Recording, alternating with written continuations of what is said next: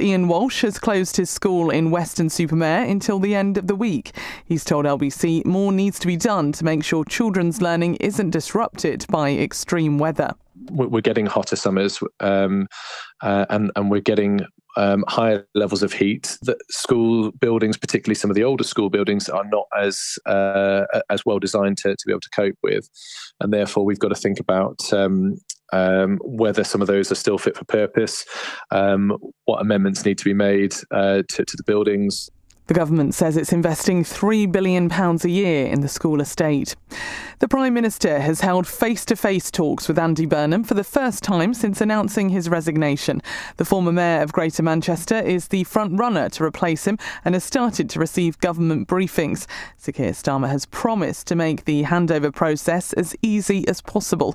Co-founder of the centre-left pressure group Compass and a Burnham ally, Neil Lawson, has told Andrew Marr he needs to make an impression straight away.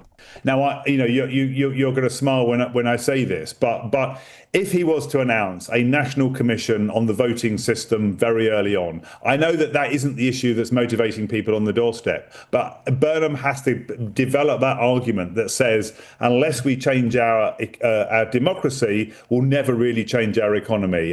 The former Mayor of Greater Manchester will begin to set out his policy platform in a speech next week. But former Chancellor Lord Hammond told Tonight with Andrew Marr whoever takes over as the new Chancellor will also have a key role to play. When you owe as much money as we do, unfortunately, you are not your master in your own house. And the markets will want to hear that the UK is going to continue to follow a sensible, I would call it a middle path. We are still borrowing, and arguably we can't afford to be, and we need to focus on growth, because the best way of dealing with our debt crisis is to grow our way out of it. A teenage boy has been arrested on suspicion of murder after the body of a missing 14-year-old girl was found in South Wales. The teenager, who has been named only as Lily, was discovered in Blaenau yesterday evening. She was reported missing on Saturday. It's 10 years today since Britain voted to leave the European Union. Most recent polls suggest a majority of voters would now favour becoming a member again. Former Conservative MP Steve Baker was part of the Leave campaign. He's told Andrew Marr that he feels it was right to come out. I used to be pro-EU for a long time for all the reasons that people are pro-EU. It's nice to be able to travel freely, work freely, all those good things. It is nice. I like Europeans. You know, I was pro a federal Europe for a long time until I looked at how the EU actually worked. So I feel I've got some legitimacy in saying that that's what it was first and foremost about. And Declan Rice says England will go full throttle against Ghana later. 3 points will take them through to the knockout stages of the World Cup. Boss Thomas Tuchel's hoping the supporters in Boston will get the chance to celebrate like the ones in Dallas did after their Croatia win. Just so glad that the fans in the stadium felt and saw what I feel and see since we are together. That's what you dream of when you represent your country and then you stand in front of your fans and you sing together. That's the beauty of sport. In the city, the FTSE 100 has closed down 9 points at 10,428. The pound buys $1.31 and €1.15. LBC weather, a warm night with clear skies for most, cloudier in the northwest and a little drizzle in northern Scotland, a low of 12. Dry and sunny for most tomorrow, very hot in the south but cooler and cloudier in the northwest, a high of 39 degrees. From Global's newsroom for LBC, I'm Amelia Cox. This is LBC from Global, leading Britain's conversation with Simon Marks.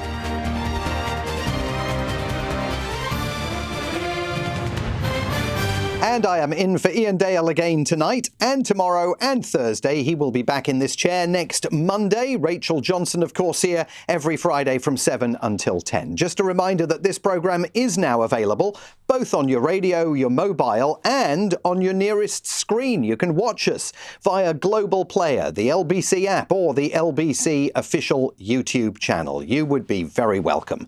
Coming up tonight. Well, if you tell me what happened with the £5 million, then we're solved. It's an unconditional gift. I can spend it on Ferraris if I want. That'd be entirely up to me. Why did you say it was for personal security then?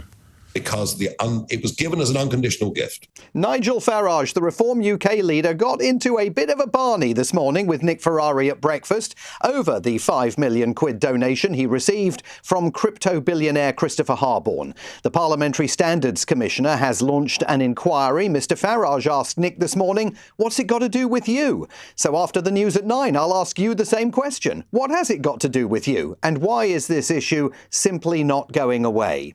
After 8 tonight, we'll talk about the event that catapulted Mr Farage to prominence, Brexit.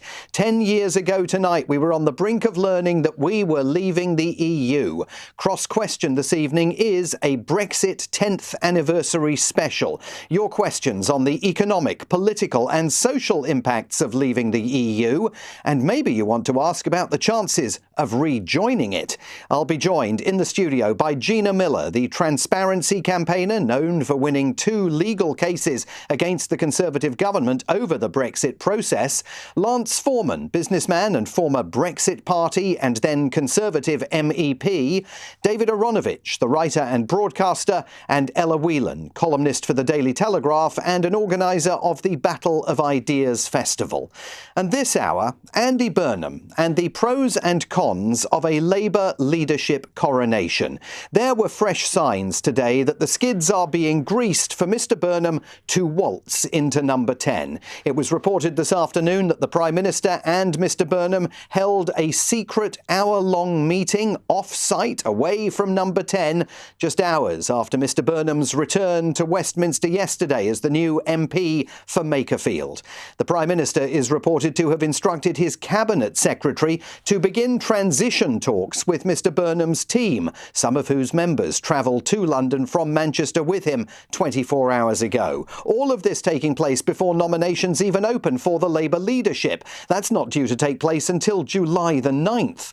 Rumours that Darren Jones might enter the race to succeed the Prime Minister were damped down today by some of his allies. It is still possible Al Carnes, the former Armed Forces Minister, might launch a leadership bid. But across the country today, many prominent Labour figures were saying, don't bother with that, Andy's going to win it, so let's get on with it already.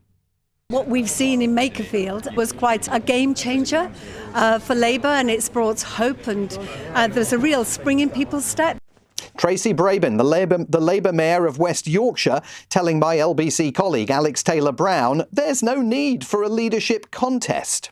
I think you've seen in Westminster that people are very much behind Andy. I think there shouldn't be a contest. I think he has definitely proven himself. As a mayor, I would be delighted to see an ex-mayor be Prime Minister, because more than anything, he understands devolution. OK, so he understands devolution, fair enough. But what about all the other stuff that we still don't really know whether he understands? He was, after all, a bit wobbly on the fiscal rules when he was asked about them by Victoria Derbyshire a couple of weeks ago. 24 hours on from his victorious arrival in Westminster, we still don't know exactly what his plans are for public spending, defence, benefits and welfare payments, or foreign policy. We tried on the programme last night to find out what he might actually do in government, and were essentially told by his supporters that he's got a cunning plan and we should all trust in it because he's a very nice bloke. Here's our question for you this hour. If you were Andy Burnham, wouldn't you want a testing, tough leadership campaign that really put you through your paces before you took the reins of national control?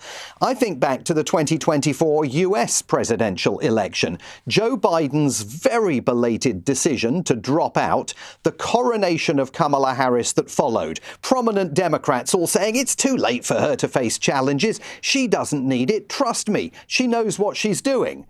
Well, trust me, that didn't turn out so well, and it should serve as a possible warning for Mr Burnham. So should the fury of many Labour Party supporters who got in touch with this programme last night to express their anguish over events. So let me know what you think. Never mind the idea of calling an election. We spoke about that last night. It's completely off the table. But what about a muscular leadership contest so that Mr Affability can prove to us that he's really got the chops for the job? Call me now at 0345 6060 973. You can text 84850. It is the same number for WhatsApp that it is for the phones. To kick us off this evening, I'm delighted to say that we are joined by Robert Shrimsley, the UK chief political commentator and executive editor of the Financial Times. Robert, it is absolutely lovely to talk to you after what has been a very, very long time, but it's great to reconnect. Give us a sense of where you think things stand tonight after that secret but obviously leaked meeting between the Prime Minister and the man who now seems his inevitable successor. Good evening. Good evening. It's lovely to speak to you again, Simon. Well, I mean, I totally bought into your argument on the dangers of a coronation, but I'm afraid I think that's what we're going to get. I don't believe either. Well, Darren Jones, as you said, it's being damped down. I don't believe Al Khan's is going to get the names and numbers to stand against Andy Burnham. The only possibility I think exists for a leadership challenge could come from the further left, as people, on the sort of John McDonnell wing of the party may try to throw up a candidate to keep Andy honest from their point of view. But even then, 80 signatures is an awful lot of names to get publicly when everybody knows what the outcome is going to be. You have to put your name to something that tells the man who's about to be your leader that you didn't want him. It's not great personal politics. So I think the coronation is inevitable. I think it's rather a good thing that they've started the so-called access talks, because he could be Prime Minister in about 3 weeks. And it's about time that he actually understood some of the minutiae and details of what's been going on in government. Do you think they're making a mistake by not battle testing him through a vigorous campaign? Well, there's an argument that you can make for that. I have to say, if you think about recent leadership campaigns that ended up going to the party membership, they delivered us Liz Truss and Jeremy Corbyn. So, these decisions would finally be in the hands of party activists. They're among the least representative people of all. I mean, at least MPs spend their day talking to ordinary people and in their constituencies and in their surgeries. Activists are the most obsessed political people. They're like you and me. We really live and breathe politics. And they're not perhaps the most representative of the country. So I don't know that it's necessarily advantageous. In the truth of it, if you think back to the Conservatives, Rishi Sunak consistently warned his party what would happen if Liz Truss was Prime Minister. They made her Prime Minister anyway. It duly happened. So I don't know it's going to make a lot of difference in reality. I was very interested in what you wrote in your column in the FT today, where you were sort of looking forward to what Andy Burnham believes in and what he might do. You write, reform offers a nostalgic version of Britain, but so does Burnham. He pines for the days before Thatcherism, declaring the last 40 years a mistake. So far, there has been little thinking on future challenges and possibilities, not least AI. He's got a very steep curve ahead of him to prove that he's got the mettle for all of this, hasn't he?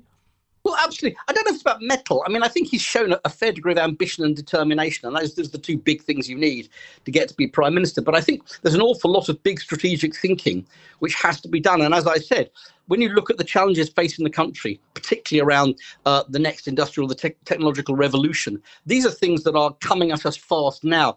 And Andy Burnham's talking about reindustrialisation and the partial nationalisation of utilities and rolling back the worst aspects of Thatcherism, perfectly legitimate things to talk about. But there is a sort of nostalgic aspect to this. The Labour Party trying to go back and fight old battles when a lot of the country needs the government to be looking ahead to the next battles. And Robert, can I ask you finally, we're going to be talking after the news at 9 tonight about Nigel Farage, who, as you will have seen, got a little bit shirty during his interview on Nick Ferrari at breakfast this morning when he was closely questioned about that £5 million campaign donation from Christopher Harborne, asking Nick Ferrari, with respect, what's it got to do with you?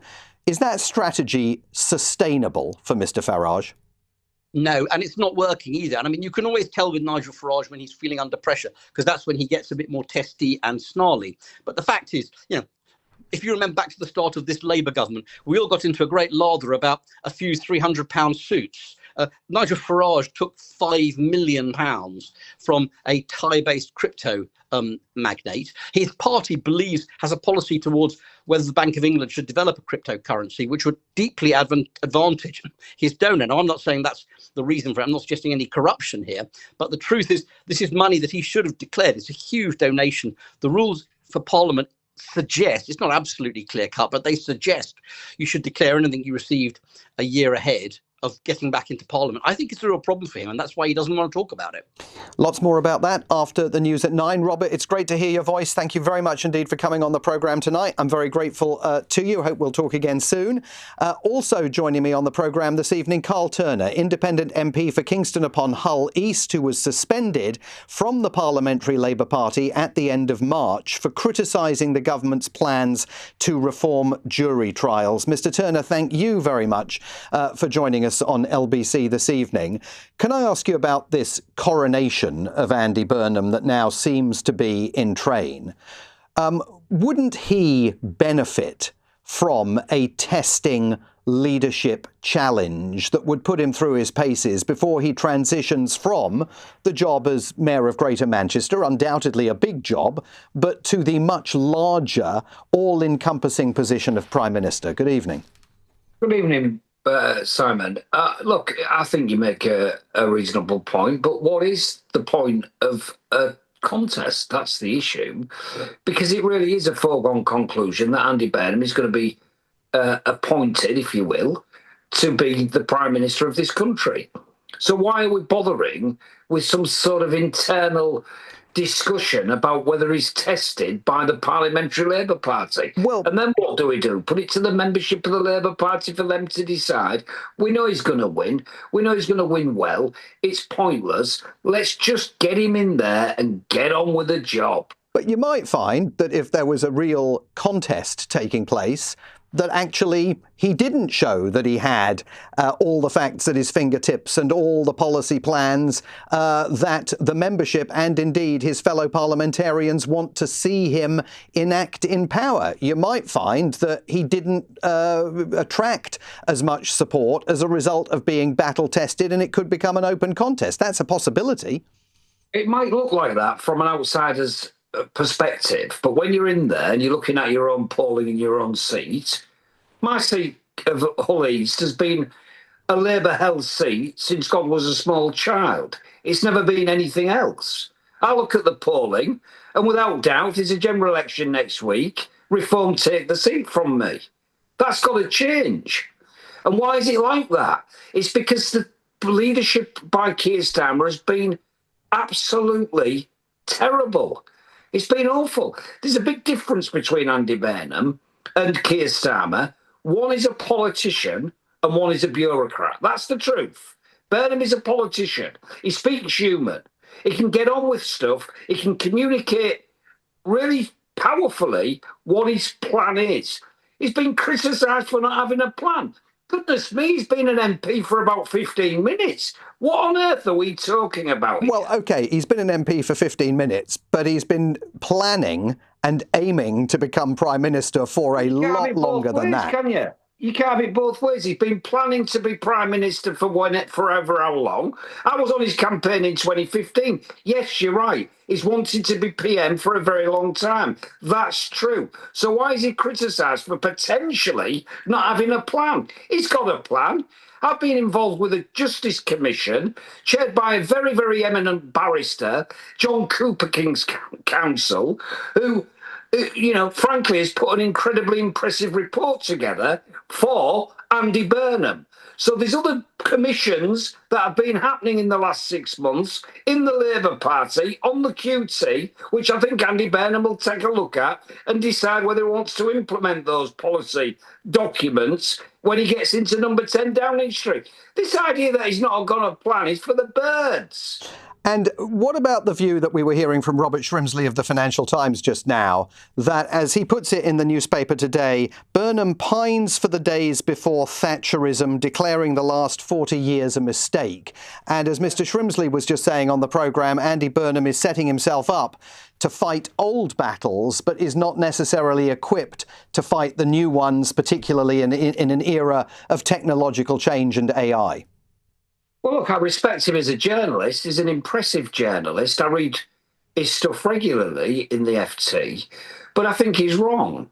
Look, I think the fact is, I think what we are doing is going back to where we ought to be in terms of our politics. I think John Prescott, my predecessor, used to put it like this: traditional values, Labour values in a modern setting.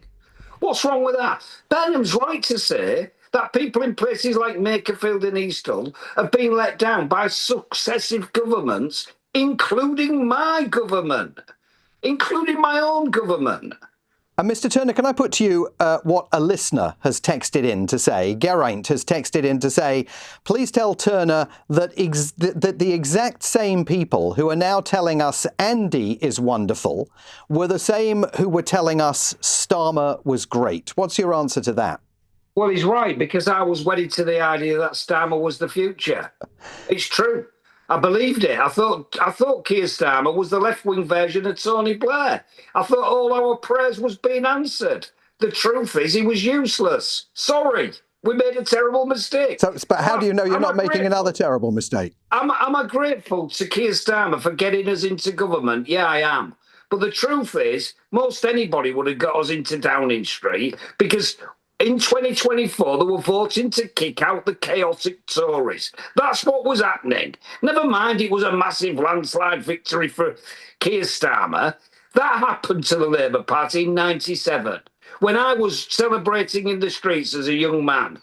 The fact that we had a Labour government coming in after 18 years of a vicious Tory government. That was celebration and enthusiasm. There was none of that in July 2024.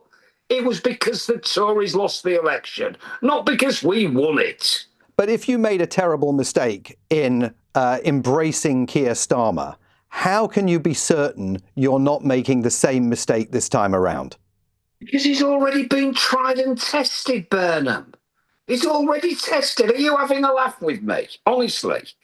He's won a by-election last week, a week ago today, which had the Reform Party winning, hands down, without any challenge, without any possibility. They won every seat in the local election just 6 weeks prior. That's the difference Burnham makes. Of course he's been tried and tested. He's got a good record in Manchester. It's a different gig. But he's been in big jobs in government as well. Of course he'll succeed. And if he doesn't, we're finished. The party, the Labour Party that I love, the party that I say is the nearest thing I've got to a religion, is gone. Finished. Dead. So he needs to succeed, but just give him a chance, please. Carl Turner, thank you very much indeed for bringing such passion to the programme this evening. Carl Turner, independent MP for Kingston upon Hull East, who was suspended from the Parliamentary Labour Party at the end of March after he criticised the government's plans to reform jury trials. Now it's over to you. You know the drill. 0345 6060 973. You can text 84850. It's 23 minutes past 7. This is LBC.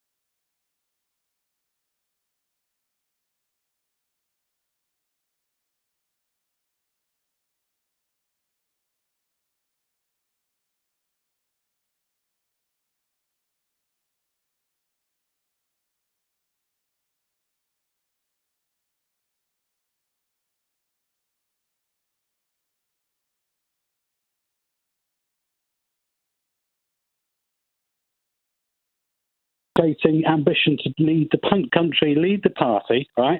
This guy, I've heard him speak, I've listened to him waffle on, and I haven't seen anything there that gives me any confidence that this guy is going to do anything different to our Keir Starmer. And what worries me about all of this is the fact that once again we've got someone with their L plates on walking into Westminster saying that he's going to turn it all around. We've not heard anything about his policies. Why should we, actually we've elected, or the country elected, a Labour government, and we've now got this yet another change of leadership. Why should what could be classed as moronic politicians that have got us into the worst position this country's been in for donkey's years, then be tasked with us believing that Andy Burnham is the answer to the prayers? It's absolutely crazy. But actually, Carl Turner would respond to that by saying he hasn't got his L plates on. He has run one of the country's largest cities extremely effectively, and even more importantly than that, he has served in government here in London in multiple positions in the past. That this is not going to be a guy who's getting into the car and taking his first spin around the block. Simon, the thing is, right, that's come from Carl Turner. I think what I could hear in that man's voice was passion about him trying to get back into the Labour Party. So therefore, he's got a personal gain to want to butter up Mr. Burnham walking into office, put his arm around him. I know I was kicked out, but now it might be time for me to step back in because I'm with you, sir. Do you know what I mean? It's like we have got the worst political system in the world in this country, and we are sick to death in this country of being dictated to by people that constantly break the rules, corruption through the whole of the government, and it's just crazy. So actually, answer the main question, though, that we're asking this hour, which is, do you want to see a real leadership contest taking place within the Labour Party, or are you basically saying the only thing that would satisfy you is a general election? Well, yes, I do feel if they really believed in Burnham, then let's go to a general election and let's see what everybody's manifesto is. Because right now, we can't get in much worse a state than we are. So, yes, put yourself on the line, show us what you got. But before you step in and take up the job, we want to hear what your policies are. You've got to stick to the manifesto you're elected on, and you can't change that unless you go to a general election. Bingo. Ashley, I don't think you're going to get your wish, but I'm very glad that you called LBC and expressed it. Let's go to Birmingham. Mohammed is there. Good evening, Mohammed. What would you like to say? Good evening, Simon. Basically, what I think is I don't think there is a point of going for him to contest. Basically, the reason being, all what it will do, it will drain the energy of people. People are already fed up with what's happening.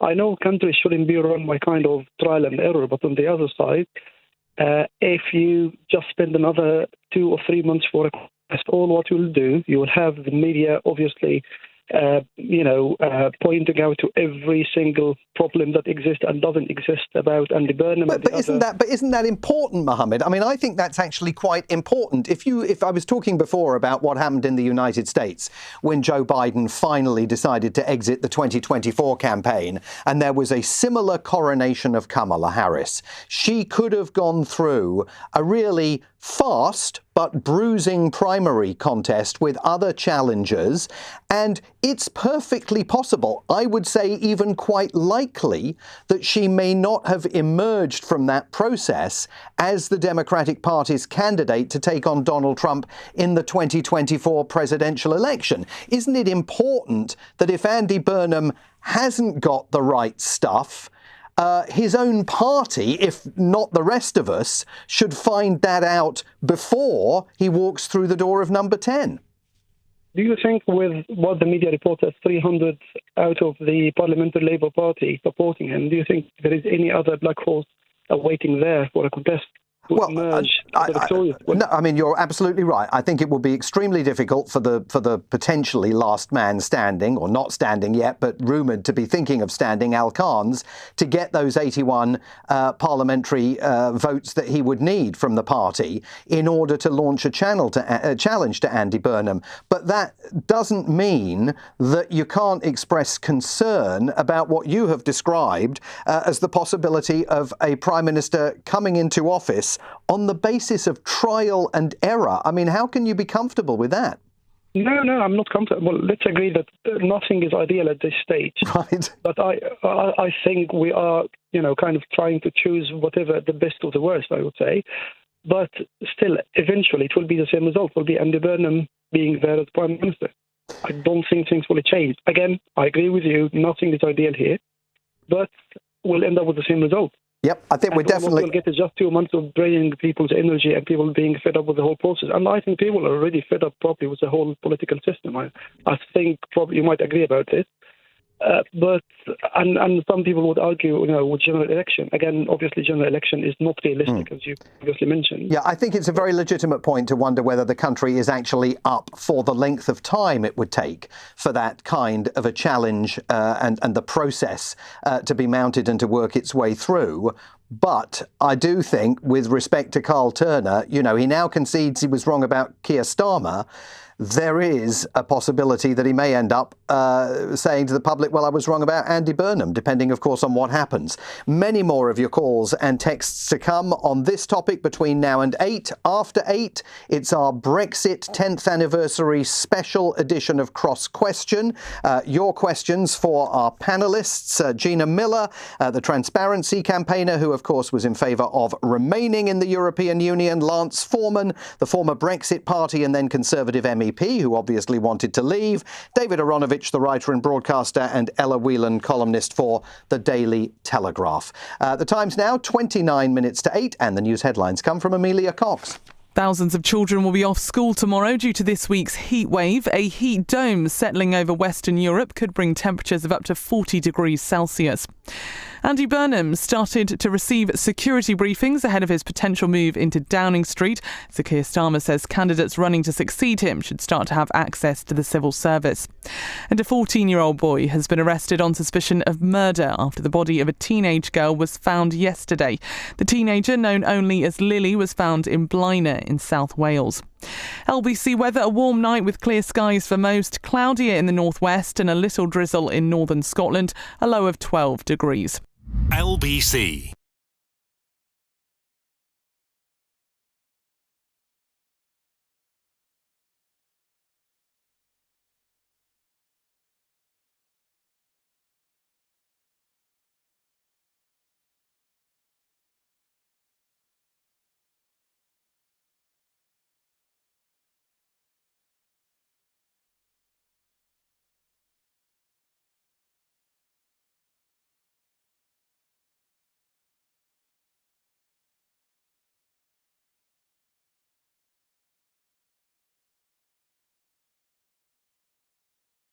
Leadership contest. Wouldn't that battle test him for the job ahead? Let's go to Windsor. John is calling from there this evening for the job ahead. Let's go to Windsor. John is calling from there this evening. John, what's your view? Good evening. I don't think a battle would do him any good. Actually, it is needed for him as a potential leader and also for the country in terms of an election. And it's not just Andy Burnham. And don't forget, he was part of Tony Blair's government who took us to a war that crippled us and who bankrupted the country with Gordon Brown leaving a note as he exited, there's no money left in the kitty. So Andy Burnham is well experienced at bankrupting the country. Well, but not personally though, John. I mean, that you can make that accusation about Gordon Brown and other far more senior figures of his cabinet, but not Andy Burnham personally. It was about taxation. It was about raising taxation. It was about raiding the pensions. You may not remember, but it was about raiding the pensions and bringing a tax level which so desperately hurt people. We're in the same position. And actually, it's not just Keir Starmer that's the problem. It's the Labour Party that's the problem. And they don't get it. We're now facing more taxation from somebody who, in his past experience in government, has been a disaster and is going to be elected. You mentioned Kamala Harris, which was very interesting. I was going to mention that. However, Kamala Harris failed in a previous selection round to run for the presidency. So that just shows you the selection aspect of being able to speak to people. So he's not the Messiah. He's not coming to save Britain. He's not coming to change anything because he cannot change the high taxation policy of Labour. And that's what we're facing. Yes, but of course, we don't even know what his taxation plans are because until now, we're told next week we'll have to wait until he makes a speech about his economic plans. And there's no question that personally, he's been on quite an intellectual and political journey over the many years that he's been in public office, whether it's here in London, in government or in Manchester running the city there. But I think the essential point is that if you want to take the job of Prime Minister, coming into office without providing answers to those questions and really being challenged by people within your own party who may have different views from you, not only puts the country at risk, it actually puts Andy Burnham at risk. I mean, if I was Andy Burnham, I would want to go through that kind of bruising process in order to prove that I've got the mettle for the job, but also in order to brush all of my skills and capacities up before I become Prime Minister and have to start dealing with world leaders all over the planet. And of course, a press corps that, let's be honest, is not going to give him a very long honeymoon. It's not. And with people saying yes, yes, yes all the time, he's not going to be honed, he's not going to be challenged. And I don't hesitate to actually add, if Barack Obama landed to save the Labour Party, he couldn't do it. They're finished. The people don't want them. It wasn't just that the people didn't want Keir Starmer. The people didn't want the high taxation. It is high taxation from Labour. And don't forget, our tax allowance hasn't shifted in 2 years. And it's not going to shift for quite a while. And therefore, we're getting into the tax brackets much sooner. So Labour historically is a tax party. And that's where we're heading. Not to say that the others aren't any better. However, the people need to know what's happening here because the country is in chaos in every particular way. And in order to bring the people with you, it may be that the Labour Party wants Andy Burnham, but the people don't. Well, I think that is the big question. And John, I'm grateful to you for your call. I mean, of course, Prime Minister Sir Keir Starmer, when he made his resignation speech outside the door of Number 10, offered all sorts of examples of positives in his record, including, of course, leading the fastest growing economy in the G7. We're going to come back to your calls on Labour's plans for a coronation. But first, I don't need to tell you how hot it was out there today, and I don't know what it was like where you live, but last night in my neck of the woods in London, there was an electric storm of such ferocity. I've never seen anything like it before in the UK. Hours of monsoon-like rain, lightning, thunder, the works. Temperatures today hit, as you know, record levels, closing in on 39 degrees. Hotter weather is yet to come, with the Met Office issuing that rare red warning. London is cooking, said the UN Secretary-General today. Hundreds of schools in England and Wales closed early. And tragically in France, more than 40 drownings have been reported as people there tried to find ways of cooling down. Joining me now is Professor Mike Tipton, a professor of human and applied physiology at the University of Portsmouth. And Professor Tipton, I'm very grateful to you for being on the programme tonight because you are able to help us all understand what these temperatures do to the human body and how we can remediate or take steps to remediate some of those impacts. Good evening to you. Good evening, Simon. Yes. It's we're now at a red warning, which means that even otherwise fit and healthy people are at increased risk. Of course, historically, then older people struggle in the heat, and small children and pregnant people and people with comorbidities. But now it's actually everybody is potentially going to be impacted by these temperatures. So what advice would you give to people? I mean, we've all heard, of course, that we should all be carrying water and sunscreen. But when you hear that news from France, particularly as people seek to cool off in swimming pools, and in some cases in France, those deaths took place in unsupervised watering holes and the like, that can be very hazardous. Absolutely. And remember, it was not so long ago in the heat wave we had in May where we ourselves lost 20 people in 7 days to drowning. It's a well-established relationship that once air temperature gets above about 25 or 26 degrees Celsius, people return to bodies of water. And particularly we're still fairly early in the summer.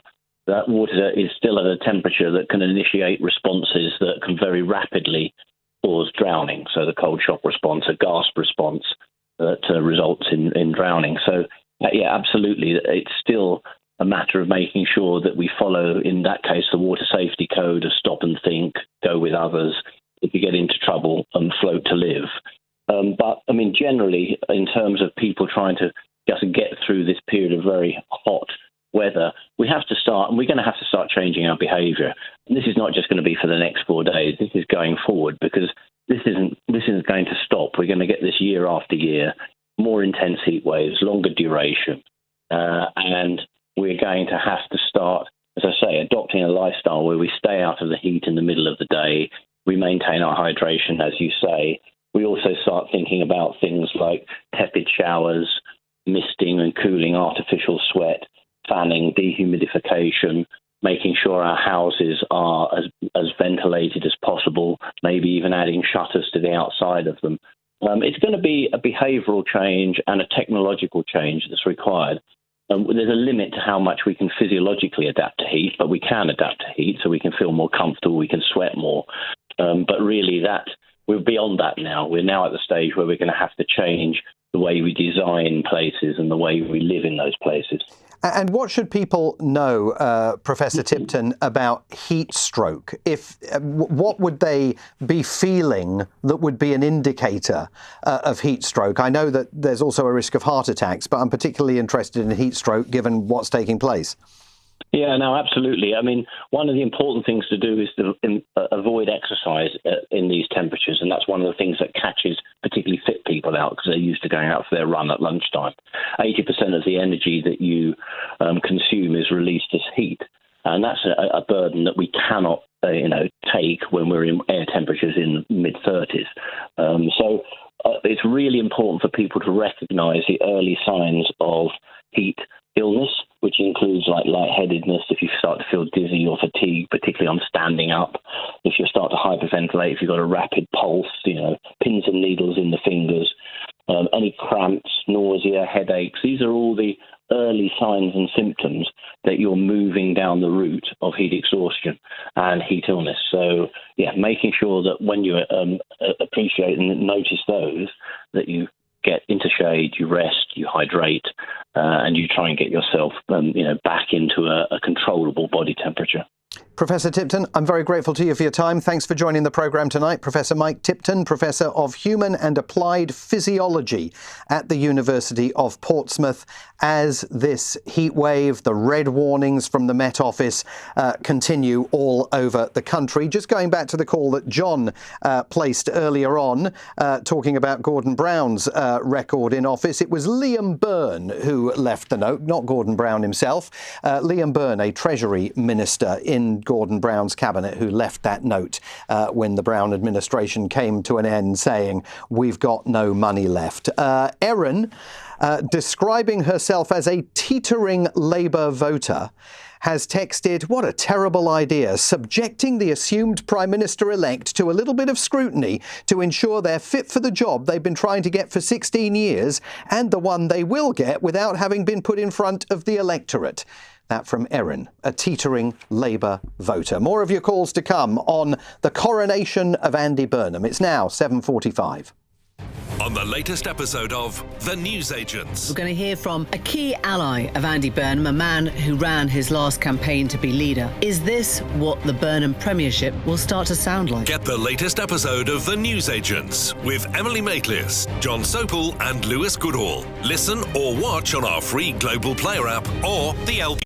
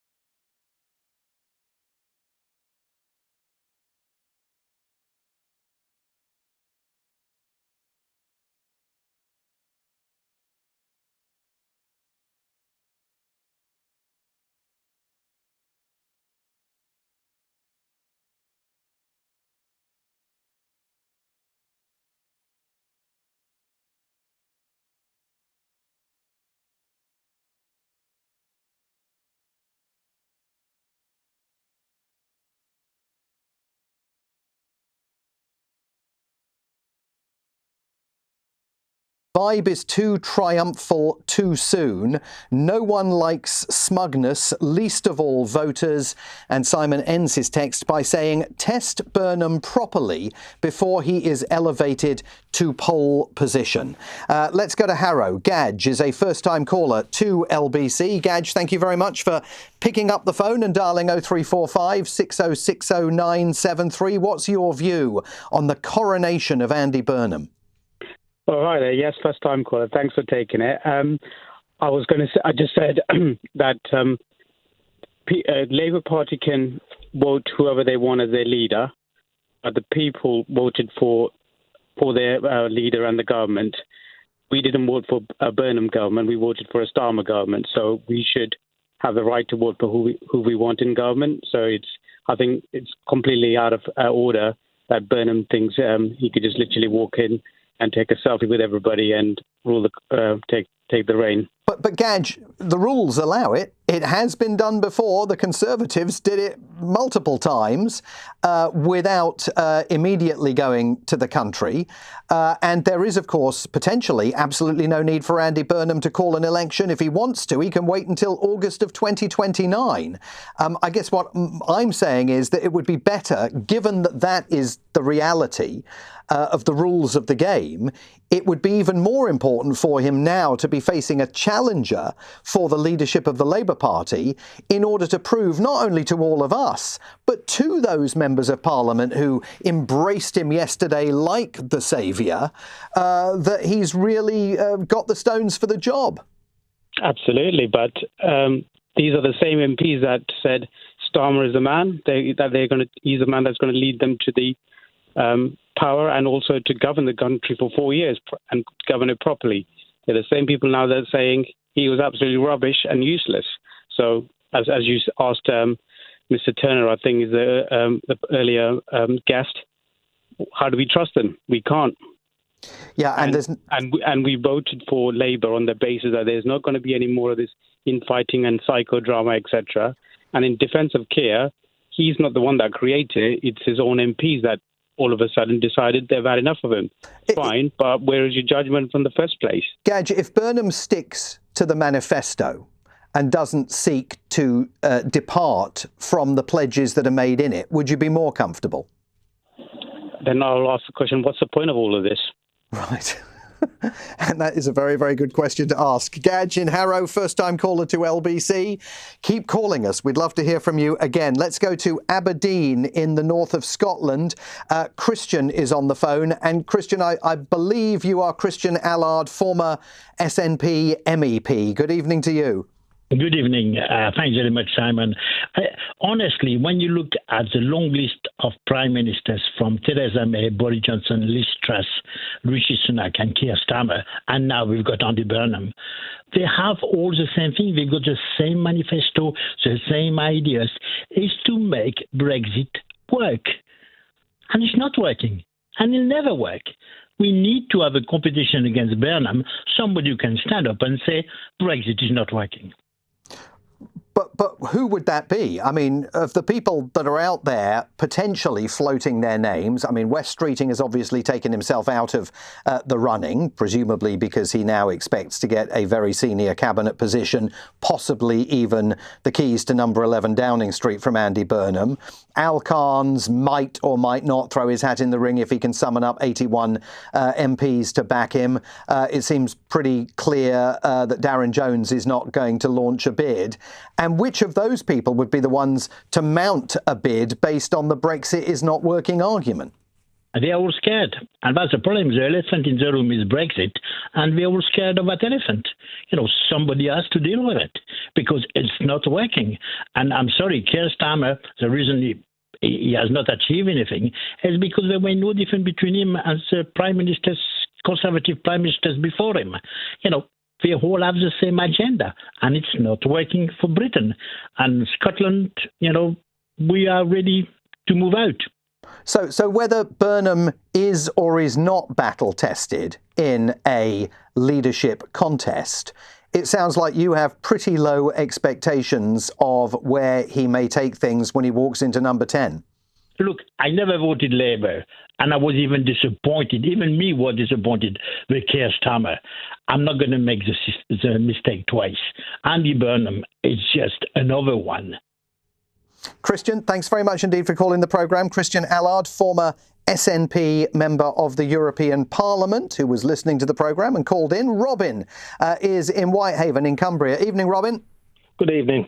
My thing is people say that Burnham hasn't been tested. Burnham was tested in 2015 when he stood to be the leader of the Labour Party, and the Labour membership rejected him, and he lost to Jeremy Corbyn. So to say he's untested, I think he has been tested. He's went to the membership once, they rejected him. So I don't think he's the right person to be the Prime Minister, and especially at a coronation, because the public will feel cheated. If we have a coronation and Burnham is coronated and he gets the crown of Starmer, I think the public will not accept it.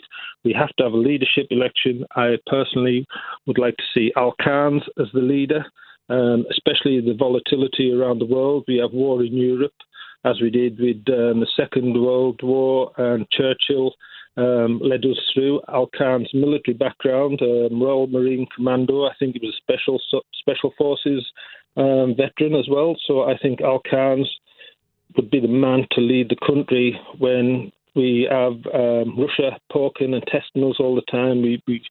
I don't think Burnham's the man. I mean, I think that's a really interesting point that you bring up, Robin, because the one thing that I think we can all agree with, whether anybody out there is the biggest Andy Burnham fan or not, on foreign and defence matters, he is a blank piece of paper. And a leadership contest that pitted him specifically against Al Khan's, who obviously would have the ability to challenge and to press Andy Burnham over where he's going to take the country in the world, would be a very interesting thing to watch. Even if the eventual outcome was an Andy Burnham win, he would be better equipped for the job as a result of having gone through that process, wouldn't he? Absolutely. I think he has to go through the process, and I really hope Al Khan's does put his name forward. But I think the deal's already sealed. I think there's a bit of horse trading behind the scenes, and I think we're heading for a coronation. But I don't think the public will accept it. I think the public wants a contest and some validity of that. And I think Al Khan's is better equipped to face the challenges which we have. Like I say, we have war in Europe, and I think it's time we had someone with a bit of steel who could stand up to these rogue states, and I think Al Khan's the man. He's proven military experience. Yeah, I mean, not even just rogue states, depending, of course, on how you define the United States these days, but standing up to Donald Trump, finding a modus vivendi for dealing with Donald Trump is going to be very complicated for whoever succeeds Keir Starmer in office. And again, because of the pivotal nature of that bilateral relationship, don't we all want a sense of what that is going to look like? Robin, thanks very much for calling in. Brendan has texted to say, sadly, despite the other contenders' various qualities and skill sets, the key Labour task from now on is to keep Farage out of number 10, despite whatever skills or shortcomings he may possess. Burnham, with his staunch northern heritage, is the only one who can steal back the red wall from reform. I think that's a very important point that Brendan is making there. Let's go to Anthony, who is on the line from Blackpool. Evening, Anthony. A pleasure and a privilege to talk with you. My position, I think, is slightly different from the majority of your callers. I think having an election contest is actually rendered pointless. By winning that Makerfield election, he pretty much enshrined himself as Starmer's successor. If there were to be an election, or a contest rather, or if there wasn't, he'd be criticised either way. If he didn't, if there was a contestation, the Labour Party would be condemned for being self-indulgent. But why do you think they'd be condemned for being self-indulgent, Anthony? Why would it be self-indulgent to put the man who's about to take the reins of power in Britain through a bit of a test? Simon, the reason is this country's in a fairly grave state, and it needs people to apply solutions to the problems that we're facing.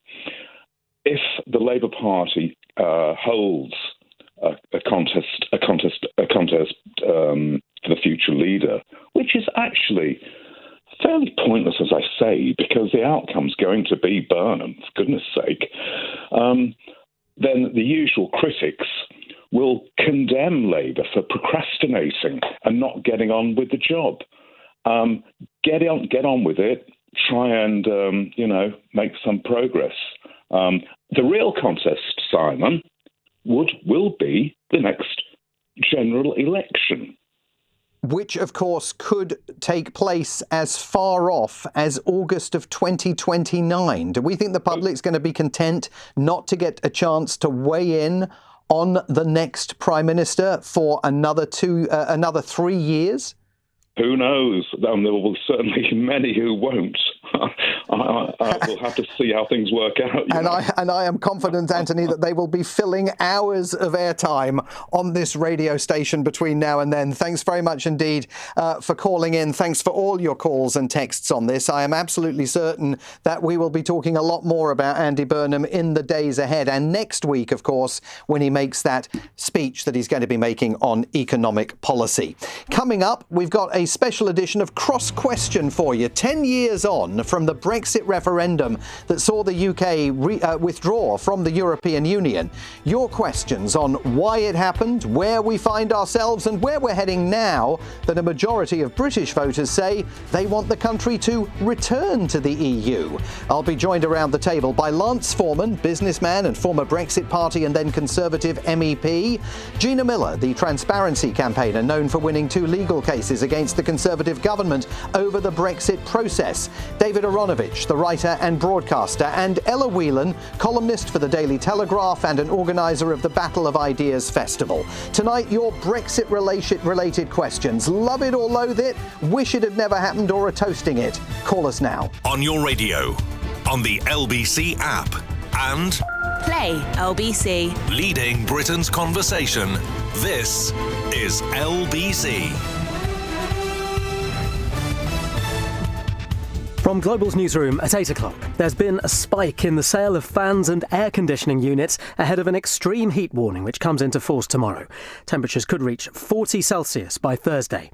Some schools closed early today and hundreds will remain closed until Friday. Simon Kidwell's from the National Association of Head Teachers. Now, we do have some memory of this because the last time we had a heat spike like this was in July 2022, 4 years ago. So I've looked back at our school and seen the things that we did to mitigate the risks of children either overheating, children getting sunburnt, or children becoming dehydrated. And we put some of those measures in place. At a climate summit in London, UN Secretary-General Antonio Guterres said the UK is cooking. We are facing 2 crises. A climate crisis racing towards dangerous tipping points, and an energy crisis unfolding before our eyes, driving up prices, fueling inflation. The 2 crises share the same source: fossil fuels. The Prime Minister has held face-to-face talks with Andy Burnham for the first time since announcing his resignation. The former Mayor of Greater Manchester is the front-runner to replace him and has started to receive government briefings. Sir Keir Starmer has promised to make the handover process as easy as possible.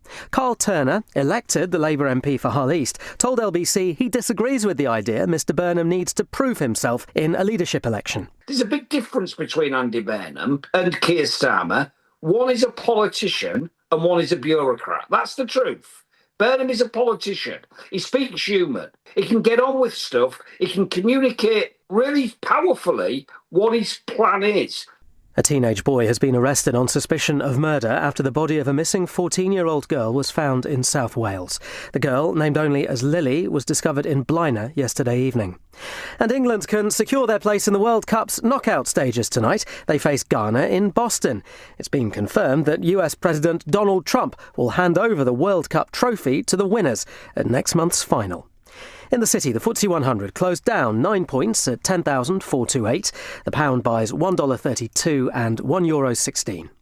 LBC weather, a warm night with clear skies for most, cloudier in the northwest and drizzle in western Scotland, Northern Ireland and the West Country. Lows of 12 to 23 Celsius.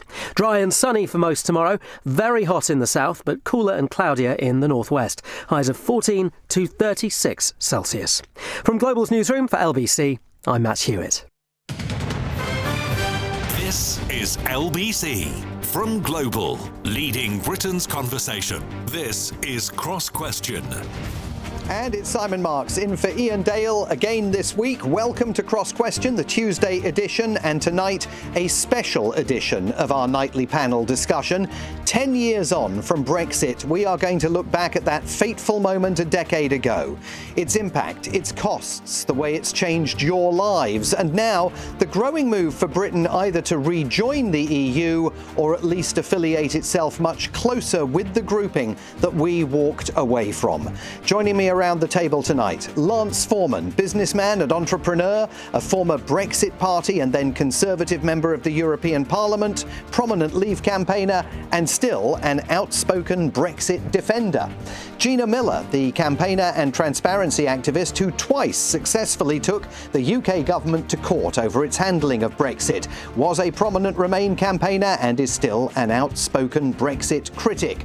David Aronovich, award-winning journalist, columnist and broadcaster. During the Brexit debate, he was one of the country's most prominent pro-European voices. And Ella Whelan, columnist for the Daily Telegraph and an organiser of the Battle of Ideas Festival, who was, a decade ago, one of the more rare younger campaigners to leave the EU. But you can ask them any Brexit-related question you want. How much has it cost us? Are there any benefits that we are going to have a ding-dong conversation about that over the course of the next hour, I can assure you. Your questions about life in the UK. Can we go back? Should we go back? And tell us about your own personal experiences, whether it's going on holiday, engaging in UK-EU business, experiencing life in a Britain that claimed it was taking back control. Do you have questions about the single market, about freedom of movement, or any other aspects of life under Brexit? Whether you are a leaver or a Remainer, it is your question that will drive the Brexit anniversary edition of our Cross Question conversation. And as always, you can listen to us on the radio or your mobile, but you can also watch us in glorious Technicolor on Global Player, the LBC app, or the LBC official YouTube channel. Call 0345 60 60 973. Text 84850. Cross Question. Watch live on both Global Player and the new LBC app. This is LBC. And I should say immediately, we have all aged over the last 10 years. Thank God you made that clarification. Let's begin our conversation with a text question that comes from Christian in Dorking. And Christian asks, will and should Andy Burnham treat the EU and Brexit differently to Sir Keir Starmer? Lance Foreman. Keir Starmer's not going to be able to treat it at all now, of course. I don't know what Andy Burnham's plans are vis-a-vis Europe. He obviously was a Remainer. But I just think that the whole Europe question has become pretty irrelevant now. And if you go back to pre-Brexit, when you had that big battle, if you listen to Remainers, you had the impression that the world was going to collapse if we left the EU. And if you listen to people on my side, you thought this was going to be the most brilliant thing. In the end, it all turned out to be a bit of a damp squib, and actually it was completely overshadowed by other events like COVID. I remember we spent 2 years arguing whether we should spend £39 billion on an exit fee to leave the EU. Of course, COVID came along 2 years later. We were spending £50 billion every month on furlough. So I just think we've moved on. The voters voted for Brexit. We've just got to move on. There are much bigger issues today. Net zero, immigration, defence. Brexit's, we've done it. We've passed. Let's move on. Andy Burnham's going to have a policy towards Europe, what do you think it's going to be? Well, I think we should want free trade with Europe, and we should want good relations with Europe, and we should want good relations with countries across the world. If you want to have trade deals with other countries across the world, you can't then join the EU. If we were to rejoin the EU now, it would be catastrophic for Britain. I mean, it would cost an absolute fortune. We'd have to join the euro. It's just not going to happen. The public don't want it anyway. We've just got to forget about Brexit and move on. Customs union, single market under Andy Burnham? I think we should be arguing for mutual recognition of standards rather than harmonisation of standards. It's far, far better. I'm a businessman. I've come across so many examples where, it's just absolutely ludicrous to have to match standards when you have equal standards of equal value, where you could just say, look, we know Britain's food's great because we've been members of the EU for the last 40 years. We don't have to have exactly the same rules that they have in London as they do in Paris. It's just ridiculous. We should recognise one another's standards, and that should be it. Gina Miller, where do you think Andy Burnham is taking this conversation? Where do you want him to take this conversation? And those might be two different things. They are very different things, because I'm not sure what Andy Burnham's policies are on anything at the moment. But I would hope that he would have a very clear message and policy and path of what he wants to do for us to align closer to the EU, because I think what Lance has just said about the world is a different place is absolutely true. But that also brings into that picture AI, which we've not talked about, but also we don't have America as a reliable ally anymore, and we have Russia on our borders threatening the security of Europe. So I think it's not just about the economy, it's about our defence and security as well. So what I would like to see personally, I would advise Mr. Burnham, if he were to become Prime Minister, is to have a clear path. And my option would be to say that we should look at a Swiss-style agreement, because that's not membership, but it's actually much more of an integrated relationship. And I would say that because we don't have the time on either side to spend 10 or 15 years. There isn't the energy, there isn't the bandwidth for politicians in any of the member states or the UK. We're all facing domestic issues. We're facing huge challenges to our economies, to the environment, as I said, on AI. So we need to do something that aligns us and gets us. I think there are three priorities. We need to get our economy back on track so it's stable and reclaim some of that 6 to 8% that we've lost. A Swiss-style deal will get us back to our 2. Nothing is going to get us all the way back to where we were. Secondly, it's about our standing in the world. I think it's so important that we're seen as grown-up, mature country that's not infighting the whole time. And unless we can do that, we're about to see 7 prime ministers in 10 years. In my mind, that is connected to Brexit and the fact that we're seen as being ungovernable. I suspect that throughout the course of this hour, there are going to be many points of disagreement between yourself and Lance. But we've started actually with a point of agreement in the sense that neither of you has any idea what Andy Burnham is planning to do about one of the most consequential sets of relationships that this country has. Well, I think the thing is, prior to the last couple of weeks, Brexit, the B word, was not being mentioned by politicians during the general election and just after. Everyone was too febrile about it. And, the consequence of Brexit has not just been economic. It's also been political and social. We're still a very divided, toxic country. And because of that, I think people are frightened to say what they think. That's why it's important for him, in my mind, to have a very clear plan of where he wants to take the UK in terms of our relationship with the EU. Ella Whelan, what do you think he's going to do? Well, we know that Andy Burnham is pretty anti-Brexit. We know that he wasn't just a Remainer. He's very vocal about, wanting to, whether it was a second referendum, being open to any of these possibilities. It puts him in an awkward position being the King of the North, because obviously we know that in the North there's a very strong Leave vote and remaining support and sort of identity with Leave vote. And I think you can see that make itself clear in sort of support for reform, support for the Brexit Party back in the day. And that's all still very strong. But if he does take a different tactic here, Starmer, then I think that, look, you've got two options. Either he takes a completely different stance, and then he's got no democratic legitimacy in terms of he's putting the country on a completely new path, and I think you have to have a general election. Or he'll be exactly the same on Brexit or any of the other issues, and he just is a bit better of a messenger In which case, what's all the fuss about? Why are we all so excited about it? So I think people sort of hearing all the discussion about Keir Starmer and Andy Burnham in the last 48 hours, I feel like nobody is really actually confronting that. If there is going to be a drastic change, you must have a general election, otherwise you are completely illegitimate. If it's not a drastic change, if it's not even a minor change, then, I mean, who cares? And actually, I think most people in the country are saying they don't care. It's not very exciting. On the Brexit thing, what I'd like anyone to do is to, as Lance said, to kind of, if not forget about it, I think leave what happened in the past, which is that there was a historic victory for British voters. And you know, Gina is right about the toxic atmosphere, but let's remember who caused that toxic atmosphere.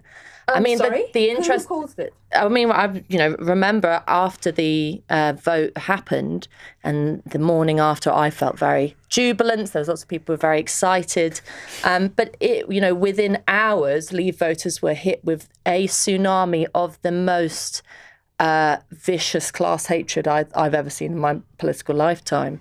You know, Leave voters being described as lizard brains, that the sewers had burst, and these were from comments from Guardian journalists, very reputable commentators. You had almost the entirety of the British political establishment line up to sort of conspire to stop Brexit, which is what, and Gina Miller, you played a very significant role in doing that. How could I stop Brexit? I'm sorry, but you're telling a lie, an untruth.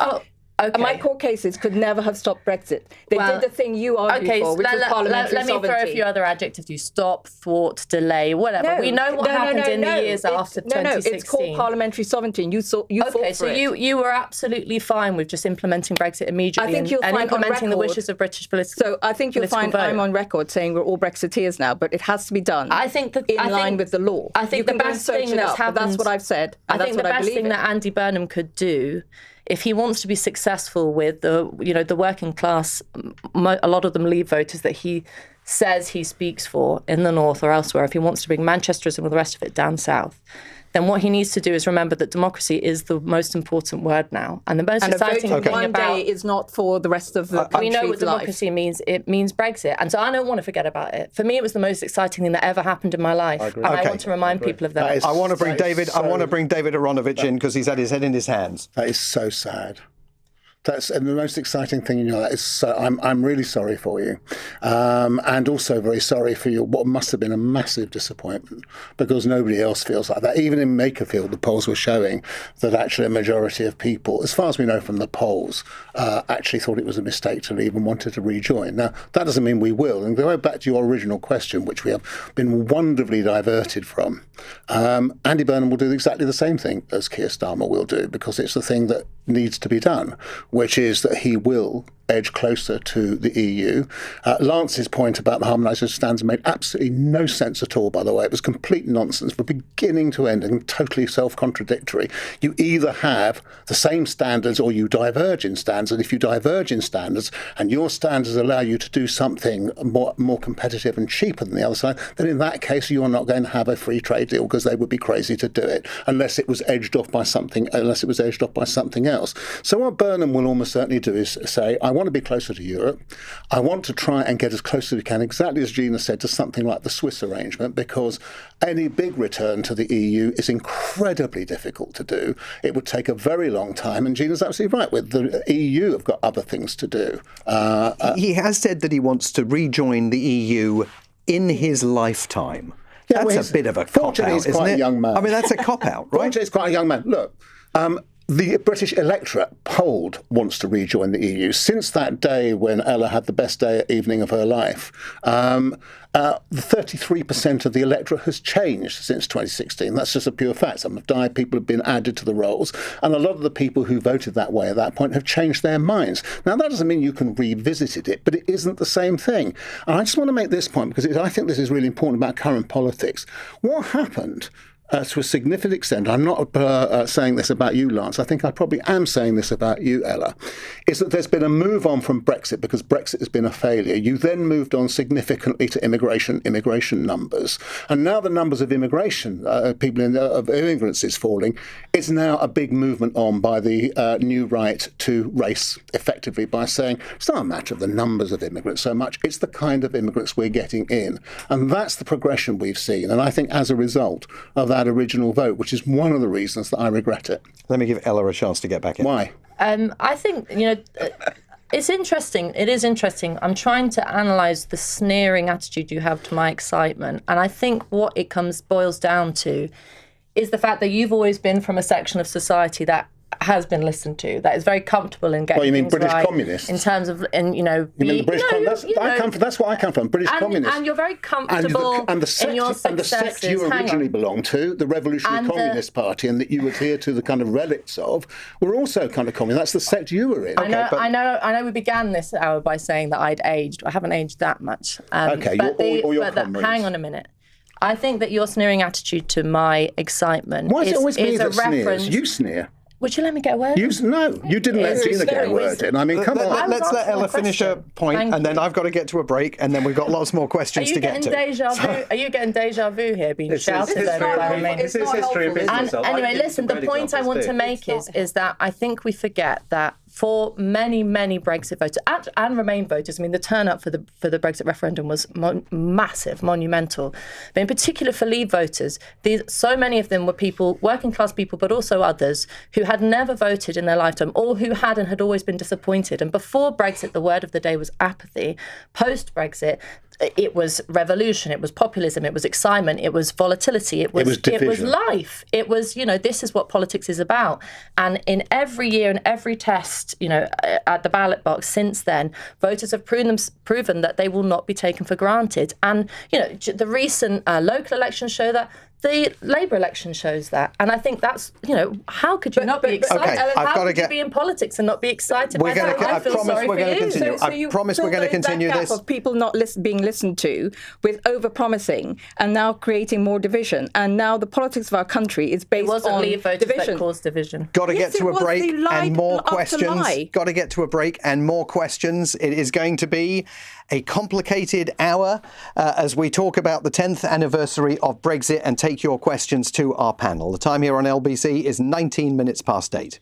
Weekdays from 7 a.m. Why do you need consultation? Who's going to say no? Straight to the point. Let's see. Why let's see? This is what I don't understand. Nick Ferrari at breakfast on LBC. Why won't they listen to the most successful living Labour Prime Minister? Arguably the most successful Labour Prime Minister of all time. Listen on our free Global Player app or the LBC app. Download it now from your app store.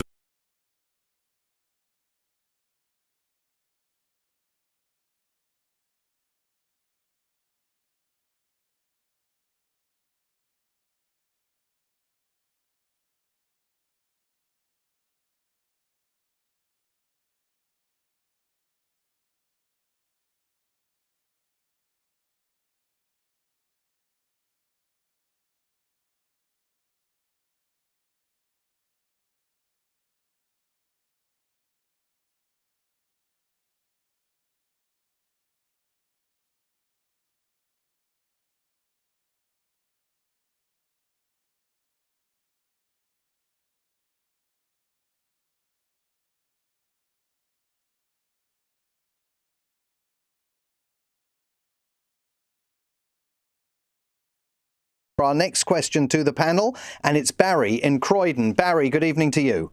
Good evening, panel. Good evening. What have been the benefit of Brexit? Because I can't really see any. And also, to the Brexiteers, where are all the street parties? There doesn't seem to be any. If it's been such a wild success, where's all the celebrations? Lance Foreman, what are the benefits of Brexit? Barry can't feel any. And where's the celebrations of this glorious 10th anniversary? Well, as I said, I don't think Brexit has been a great success, but I don't think it's been a failure either. I characterise it as having unlocked the door but not actually left the room. We haven't really seized the opportunities that there were. To describe it as a failure is wrong. If you look at a few different sort of economic sort of criteria, our economy has grown faster than the biggest economy, Germany, since the date of the referendum. It hasn't been, we've had a poor economy, but it's still grown faster than Germany. We've been the biggest recipient of foreign direct investment of any country in Europe since the referendum. JP Morgan moved to Paris just after Brexit. They've now come back. Their employees would rather be in London. This April, they've decided to come back to London.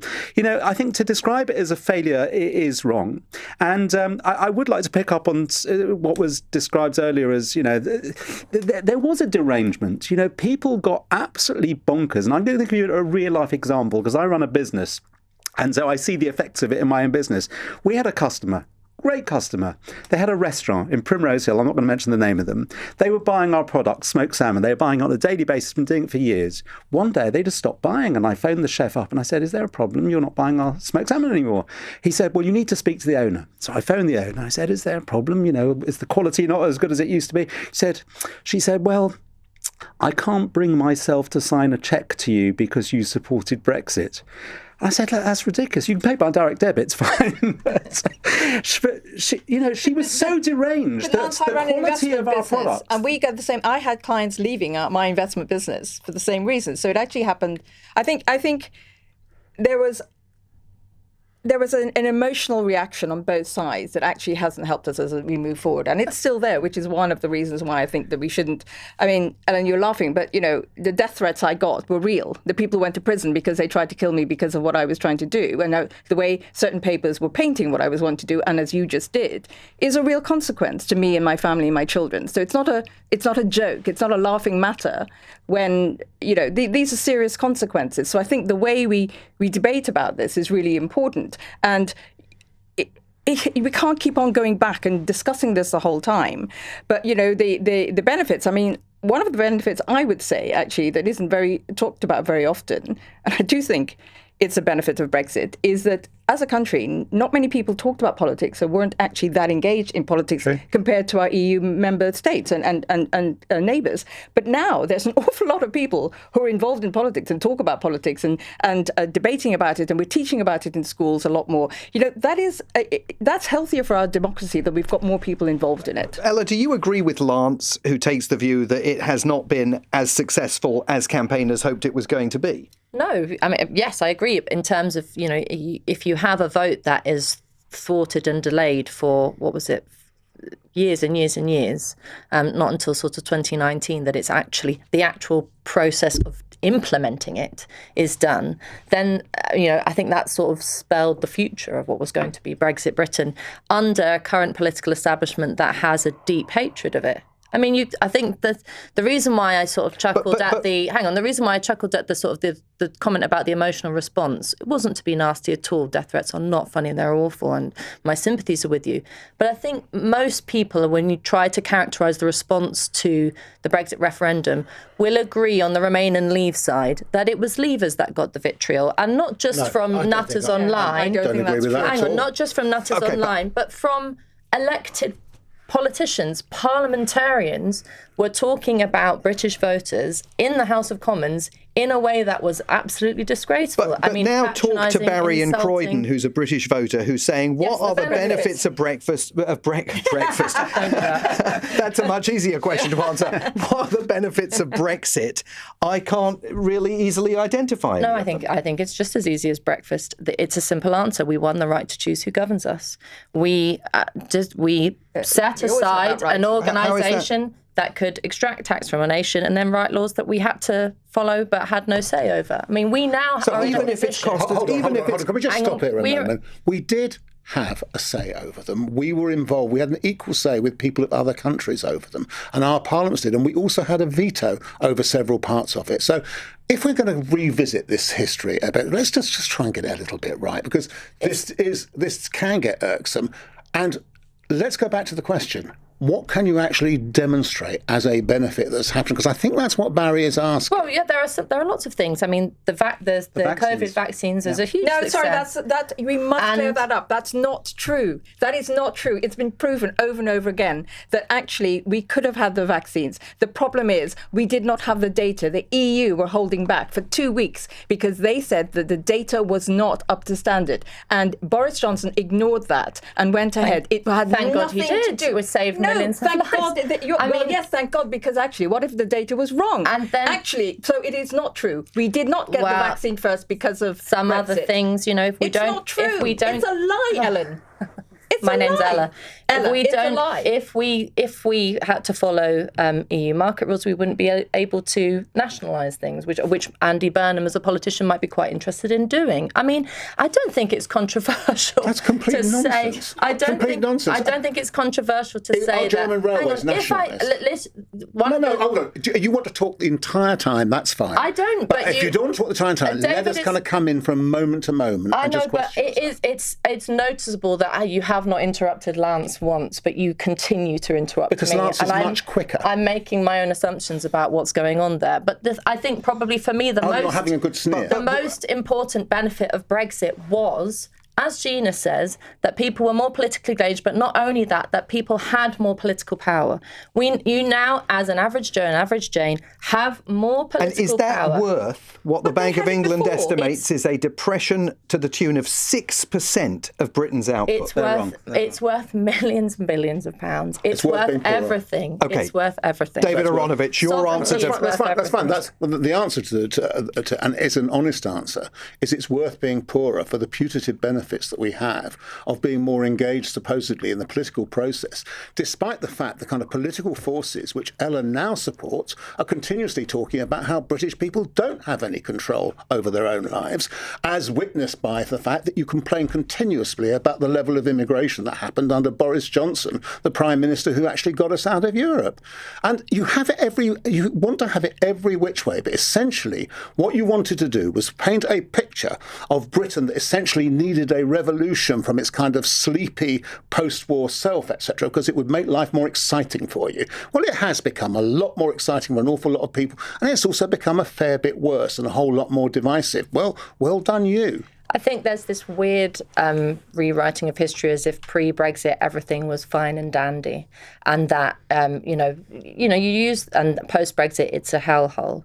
You use the word revolution. I think that's a really good word to use for the Brexit moment, the Brexit spirit that continues, the sense that I think a lot of people have, which, let's not underestimate the fact that it was such a given that Remain was going to win. David Cameron didn't allow anyone in Whitehall to prepare, even think about preparing for a Leave vote. Everybody said, even Nigel Farage said, I think they're going to edge it. I didn't. And then at midnight, when the vote came in from Sunderland, and it was that 61.3%, and everybody's jaws dropped out, and I think people around the country suddenly thought, on the road. People suddenly thought, no, that's not true. Oh my God, we're going to win it. No, because I was on the road from October 2015, from October 2015, around the country, and I was on panels with Brexiteers, leading Brexiteers, and I will name them, from Matthew Elliott to Luke Johnson to whoever there were at the time, and I kept saying in the green rooms, what's going to happen when you win? And they were saying to me, don't worry, we're not going to win. We don't have to have a plan. I was asking every single Brexiteer, what's your plans? You can't say that Cameron wasn't telling the civil service. The Brexiteers themselves didn't have a plan and didn't think that they were going to win. It wasn't to play for. I'm just saying, a lot of them didn't think that. I think the biggest... There would have been any likelihood of Brexit. And similarly, if we didn't have Farage now, how likely is it that we would rejoin? David Aronovich, how central to all of this history was Nigel Farage? It's become a kind of orthodoxy that he was the author of Brexit, but he wasn't. I wrote in the Times in 2011, the headline was, "We're sleep-talking our way out of Europe." And the argument I made was that the argument for Europe was going by default. Nobody was making it properly. The Conservative Party would simply have an argument between two strands of what sounded like anti-European opinion. We're going to reform the EU because it's really bad versus we want out of the EU. And I remember very clearly thinking this argument meant that essentially, apart from some very few, the argument wasn't going to be made.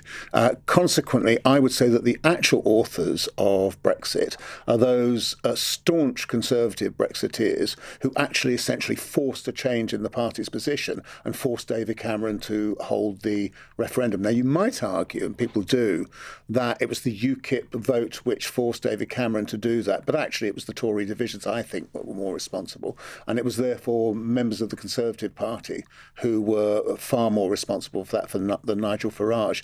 But then I have a very strong emotional desire to deny him his place in the sun, so I may be biased. Ella Whelan, you, I suspect, do not have that emotional desire to deny him a place in the sun, but do you grant him a place in the sun?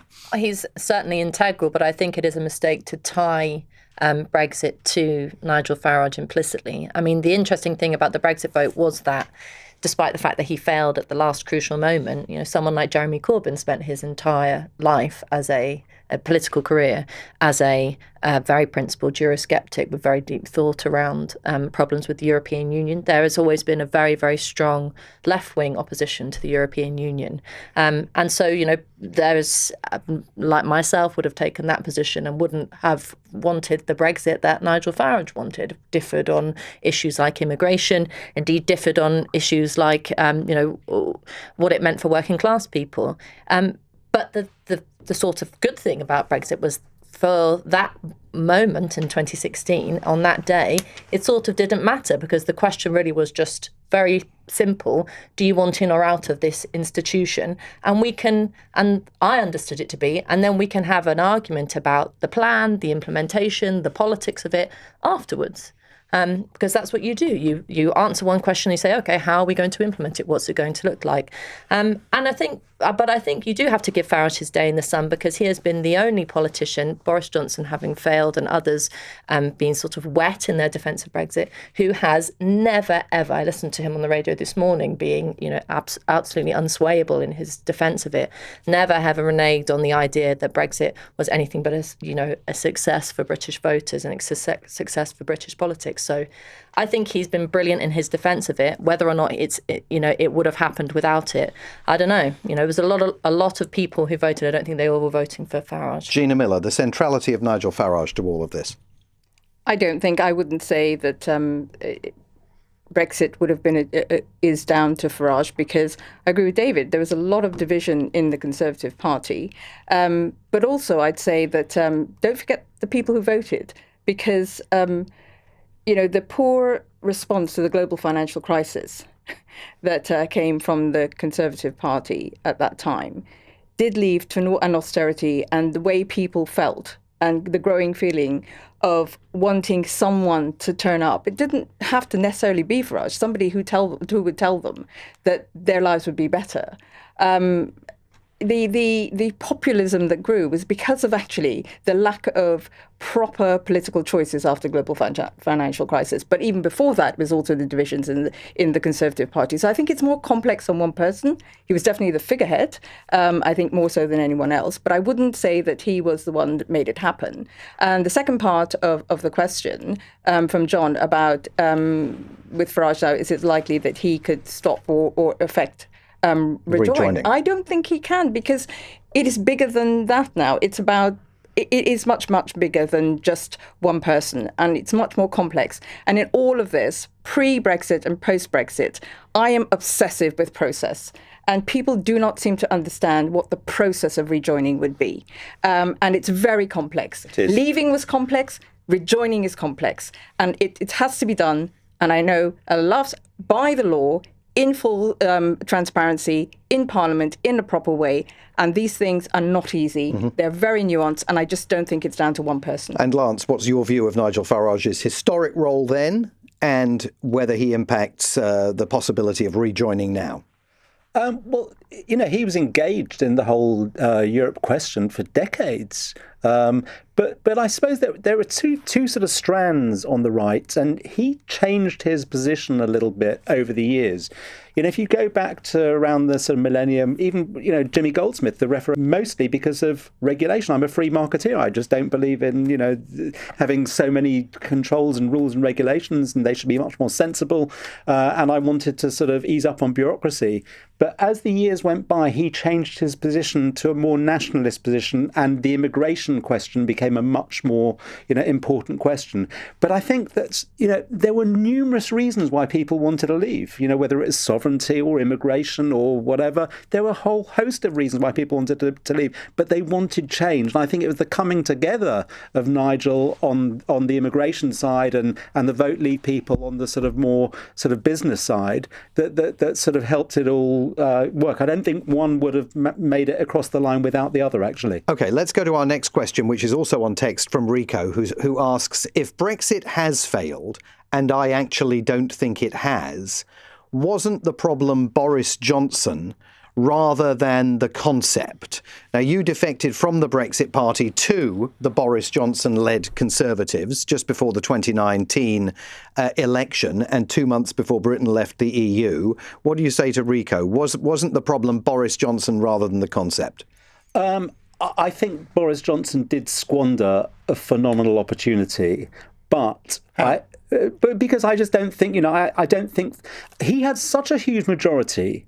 He didn't need to do that oven-ready deal he did. He could have renegotiated at that point, and that's what he should have done. But he was so keen to get it across the line, he just ended up with this deal that was just clumsy. And I don't think we needed to do it at that point. But you have to feel some sympathy because, straight after we did that, COVID came along.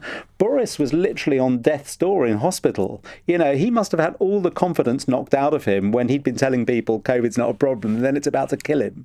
He must have lost all, sense of his own sort of judgment. So I think, it was difficult for Boris, but I do think that, all the Tory MPs, all the Tory leaders, quite frankly, just missed this opportunity. The whole point of the Brexit vote was that the country was divided in Europe. So you decide, let's have a referendum and decide which way to go. We had a referendum, we decided to leave, and then the leaders said, the country's divided, let's try and bring everyone together again, which didn't make any sense. We should have just left and just made the best of leaving rather than trying to satisfy all this division. David?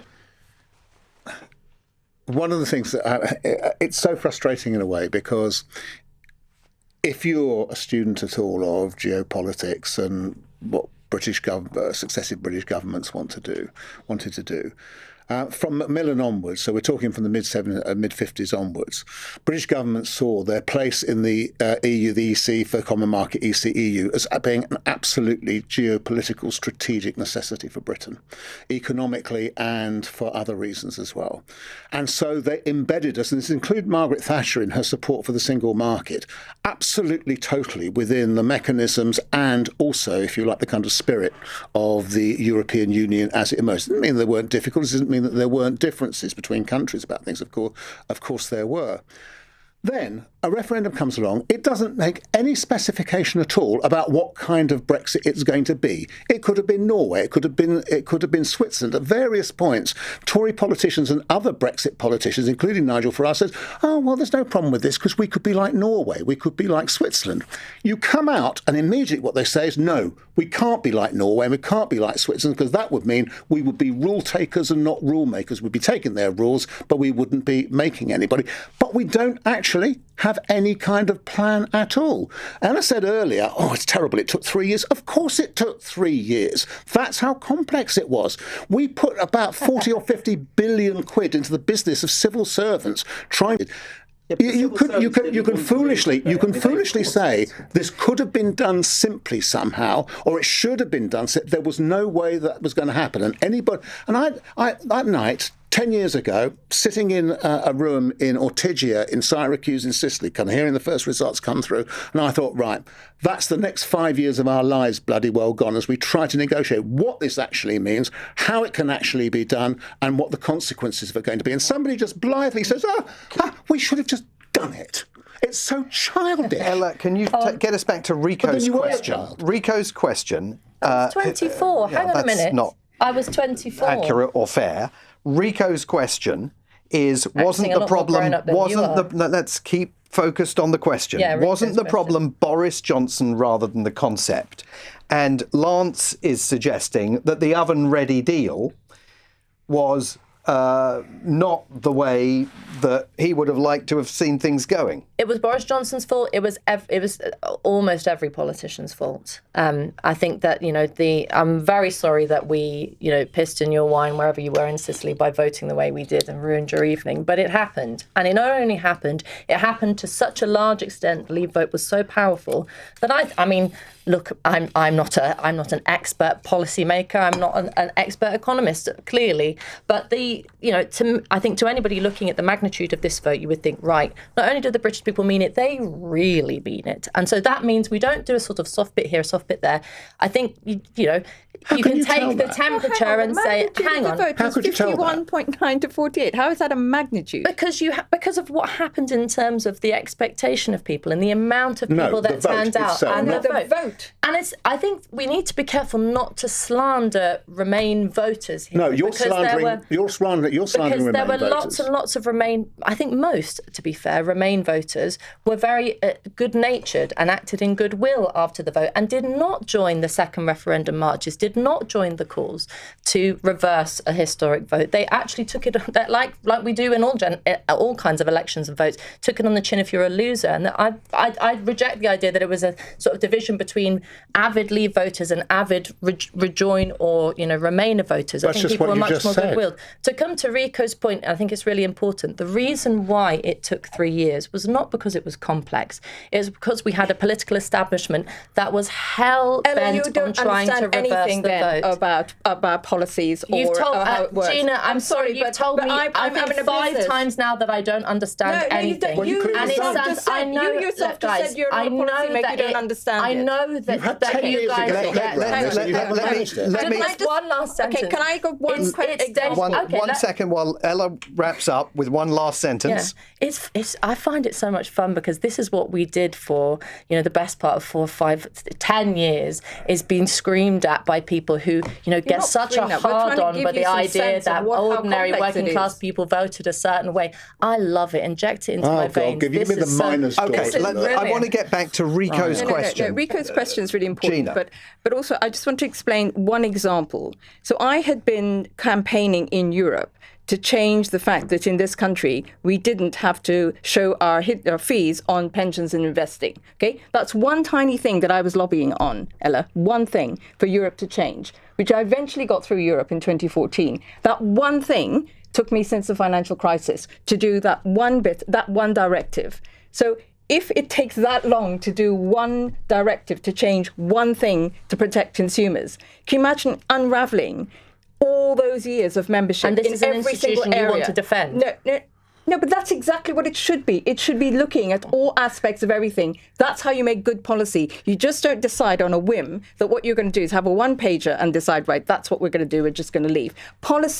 Proper policy making is really important and takes time. But I want to get back to Rico's question. Briefly, because I want to get to our next question. Okay, well, Boris and... no, I don't... Boris has never been leader. That's different, but that's not actually to do with Brexit. I think that's just, voters again. No. Not doing what I want. Excuse me. He doesn't have the qualities for leadership, in my view, because he was not somebody who was actually telling the truth. Did? No, I actually think that all politicians have to be able to stand up and tell the truth. And Boris actually took it so lightly, the role of Prime Minister. That's why I think negotiating with him at the head of the Brexit deal was ended up in a really paper-thin deal. It wasn't a great deal. Okay, I've got to get to a break, and then we have a question from Richard on WhatsApp that I think is hugely important and speaks to some of the practicalities that people are still experiencing 10 years on from Brexit. This is Cross Question on LBC. The time is coming up to 10 to 9. This is LBC.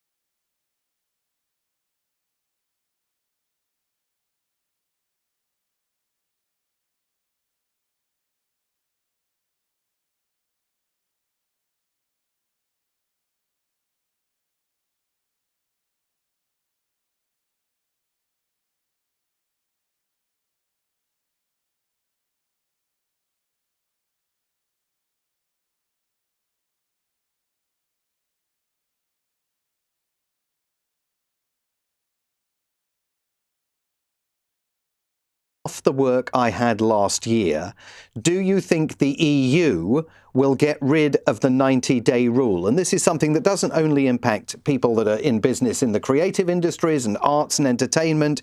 It's a huge issue for businesses all over the country. Lance, what's your view? Do you think that the EU will ever get rid of this 90-day rule? Well, look, in any negotiation, there are winners and losers, and clearly he is a loser at this moment in time, but there will be other winners. But the thing is, when you're negotiating, there will be things that Europe want from us, and we should make it damn clear that if they want X, they've got to give Y, and that's how negotiations work. So if this is really important to us, as are many other things, fishing rights or whatever they are, you've got to have good negotiators. Sadly, we've had useless negotiators, and our politicians have been very weak too. We have not had strong negotiators. So have you got any optimism that he's going to find himself able to recoup the lost earnings that he is experiencing? And he is by no means alone. Look, business is not about... I've been in business for all my life. Business is not about facing a problem and going off into a corner and sulking and putting your thumb in your throat and just sucking it. Business is about pivoting. When you have a problem, you find an opportunity. My business had a massive problem, nothing to do with Brexit. We were compulsorily purchased to build the Olympic Stadium. My whole business was being literally, we were one of 350 businesses, most of them just because of where you were located. Because of where we were located. Right, I could have just said, oh my God, this is terrible, our business is going to collapse, and cry about it. But no, I didn't. I went off and found opportunities elsewhere. And that's what you have to do in business. Business is not about just sitting, accepting the rules. It's dealing with the rules. And what you have to do in business is you have to be better than your competitor, because all your competitors are facing the same rules that you are. That's what business is about. David Aronovich. I honestly am not expert enough on this to know the circumstances under which this might be a waiver. I don't really think that business of going into the EU and telling them what has really worked for us terribly well, because we're just not important enough in that sense. But it may be that somewhere or other there's a trade-off to be had, and this can come back. I mean, people all over Europe, British people all over Europe, are kind of going through all kinds of difficulties at the moment because of what they're discovering at airports and other places on the border and so on, which are consequences of us not being in the EU. And some of these can be negotiated and some of them can't be. There were bound to be lots and lots of losers from Brexit because as we were unravelling. And it's really sad that this is one case, and I can't tell him whether or not it will get better for him. Ella William, this is someone who is a taxpayer, contributes to the public purse, is earning less as a result of this 90-day rule. And there are lots and lots of people in a very, very similar situation. What's your message to him about whether you think the EU is going to get rid of the 90-day rule, whether the UK can find a way, whoever is leading government, of ameliorating a situation that has led to Richard saying that he's only got half the work he had last year? Well, sounds like a good idea to campaign for the EU to get rid of that rule, follow it up. I think that though it's I don't have anything more to say on that, but I think Lance makes a good point in terms of reminding people that there was this view of the European Union put across by some Remain campaigners that it was sort of just almost sort of altruistic institution, that it was lovely and warm and inviting and everything. It's good with a capital G. And obviously you need to be, I think the process of negotiating and the Brexit deal and all the years that followed the Brexit vote showed that it wasn't that. In fact, actually, at times it could be extremely vindictive and causing pain unnecessarily in many cases. And, whether it was Barnier or all the rest of them, delighting in the fact that we'd caused this mess for them in the shape of Brexit. And I think that, you predicted all these other countries would also come out of Europe, and none of them did. No, but there's been a really interesting move, a kind of populist move across Europe, actually, to take up that point. Whether it's groups like the Gilets Jaunes or other, some of the farmers in Belgium and other countries. There's this sort of a Brexity spirit, I think, which is floating apart from the across. AfD, is campaigning to leave the EU. But Richard is a human casualty of this. I mean, I'm surprised you don't seem to have more concern for his particular situation. I don't understand what you want me to do you want me to say that we shouldn't have voted to leave the European Union because the EU would have put in a rule that meant that an individual lost work? I mean, this is the mistake I think that's made, is that what happens in the process or the politics of post-Brexit Britain is often the failures of that, or the complications of that, are blamed on Brexit This is not voters, something. Do you understand that this is not something aimed at Brits? This is something aimed at people who are not members of the European Union. Do you get that? Yes, David, I do get that. Let me get to Gina. There are winners and losers in this. Yeah, so you're saying suck it up. That's fine. No, in 2013, there were new food labelling rules. We had to spend tens of thousands of pounds reprinting all our packaging so that a packet of smoked salmon would have a warning sign on the back saying contains fish. I mean, who benefits from that? But it was real. It cost our business. That's being in the EU. If we weren't in the EU, we wouldn't have had that cost. There are winners and losers. You've got to, when you're in business, you've got to play by the rules and you try and be better than your competitor. Gina, Richard's a loser. Can I directly answer Richard? Richard, from some of the conversations and things, I don't see that rule is going to change anytime soon, and there's any appetite in the EU to change that rule.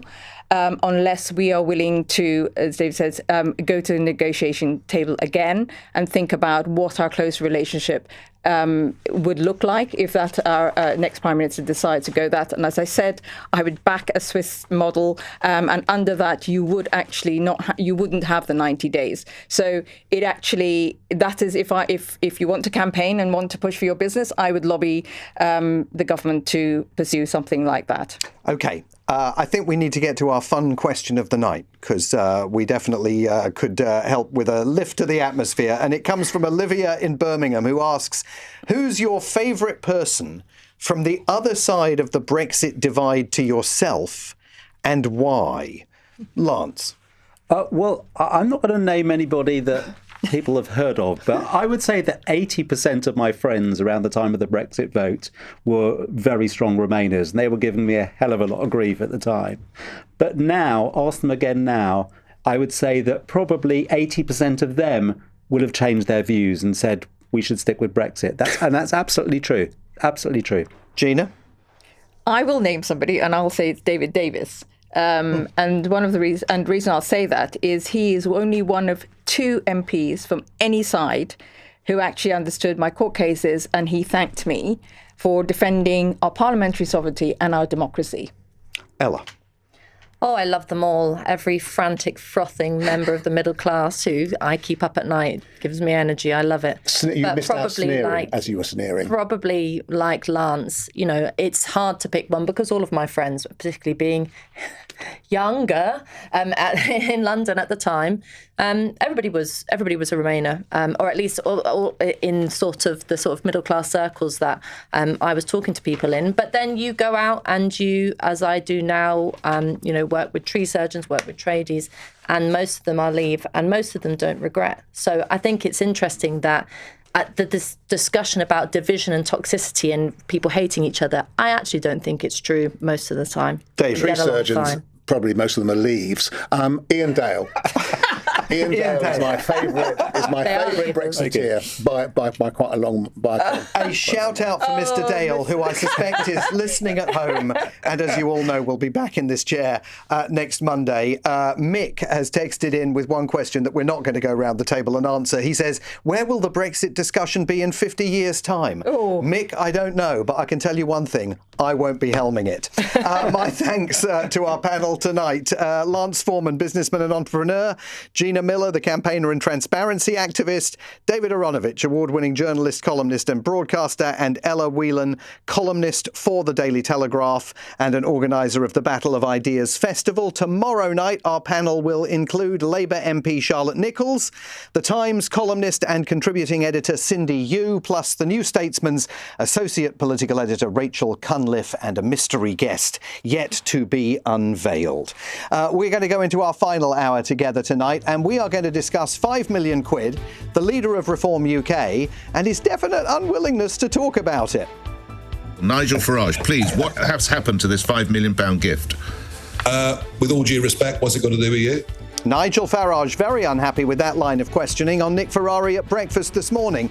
At issue, the £5 million donation he received from crypto billionaire Christopher Harborne, his shifting explanations of what the money was for, and the inquiry now underway by the Parliamentary Standards Commissioner. Mr Farage wanted to know, what's it got to do with you? So what's your message to him about what it has got to do with you? Do you care about this money? And is it changing the way you think about the Reform leader? On your radio, on the LBC app, and Play LBC. leading Britain's conversation. This is LBC. From Global's newsroom, the hot weather's been disrupting train services and some flights ahead of dangerous heat forecast for parts of southern England and Wales from tomorrow. As temperatures rose to 34 today, some schools closed early. Many are due to stay shut until Friday. Sophie Jenkinson's from a group telling how ordinary people are impacted by global heating. If you are in a school or a hospital or a building in this country that is not designed in the way that buildings in mainland Europe are designed for heat, then a lot of those buildings keep in heat. So actually, even on a 34-degree day, you might be seeing a classroom temperature of 40 or above. The temperature outdoors could hit 40 on Thursday. That would smash the current June record for the UK. Sir Keir Starmer and the man likely to succeed him as Prime Minister are understood to have had a meeting. The PM's also authorised government briefings for Andy Burnham. Nigel Farage says his party will seize what he calls all the opportunities Brexit gives us, exactly 10 years since Britain voted to leave the EU. He's accusing Labour of trying to undo Brexit. Former Brexit Party MEP Lance Foreman told Cross Question we shouldn't rake over it. We should want free trade with Europe, and we should want good relations with Europe, and we should want good relations with countries across the world. If you want to have trade deals with other countries across the world, you can't then join the EU. If we were to rejoin the EU now, it would be catastrophic for Britain. I mean, it would cost an absolute fortune. We'd have to join the euro. It's just not going to happen. The public don't want it anyway. Recent polling suggests 6 out of 10 Britons want to rejoin the bloc. A 14-year-old boy has been arrested on suspicion of murder after the body of a girl the same age was found in the South Wales valleys. The girl was discovered in Blaenau yesterday evening. 6 people are being checked in hospital after a bus came off a road in Carmarthenshire. The major incident near Kidwelly has been stood down. And Cristiano Ronaldo has become the first player to score in 6 World Cups. He found the net twice for Portugal as they thrashed Uzbekistan 5-0. In the city, the FTSE 100 closed down 9 at 10,428. The pound buys $1.32 and €1.16. LBC weather, a warm night with clear skies for most, cloudier in the northwest and drizzle in western Scotland, Northern Ireland and the West Country. Lows of 12 to 23 Celsius. Dry and sunny for most tomorrow, very hot in the south, but cooler and cloudier in the northwest. Highs of 14 to 36 degrees. From Global's newsroom for LBC, I'm Matt Hewitt. This is LBC from Global, leading Britain's conversation with Simon Marks.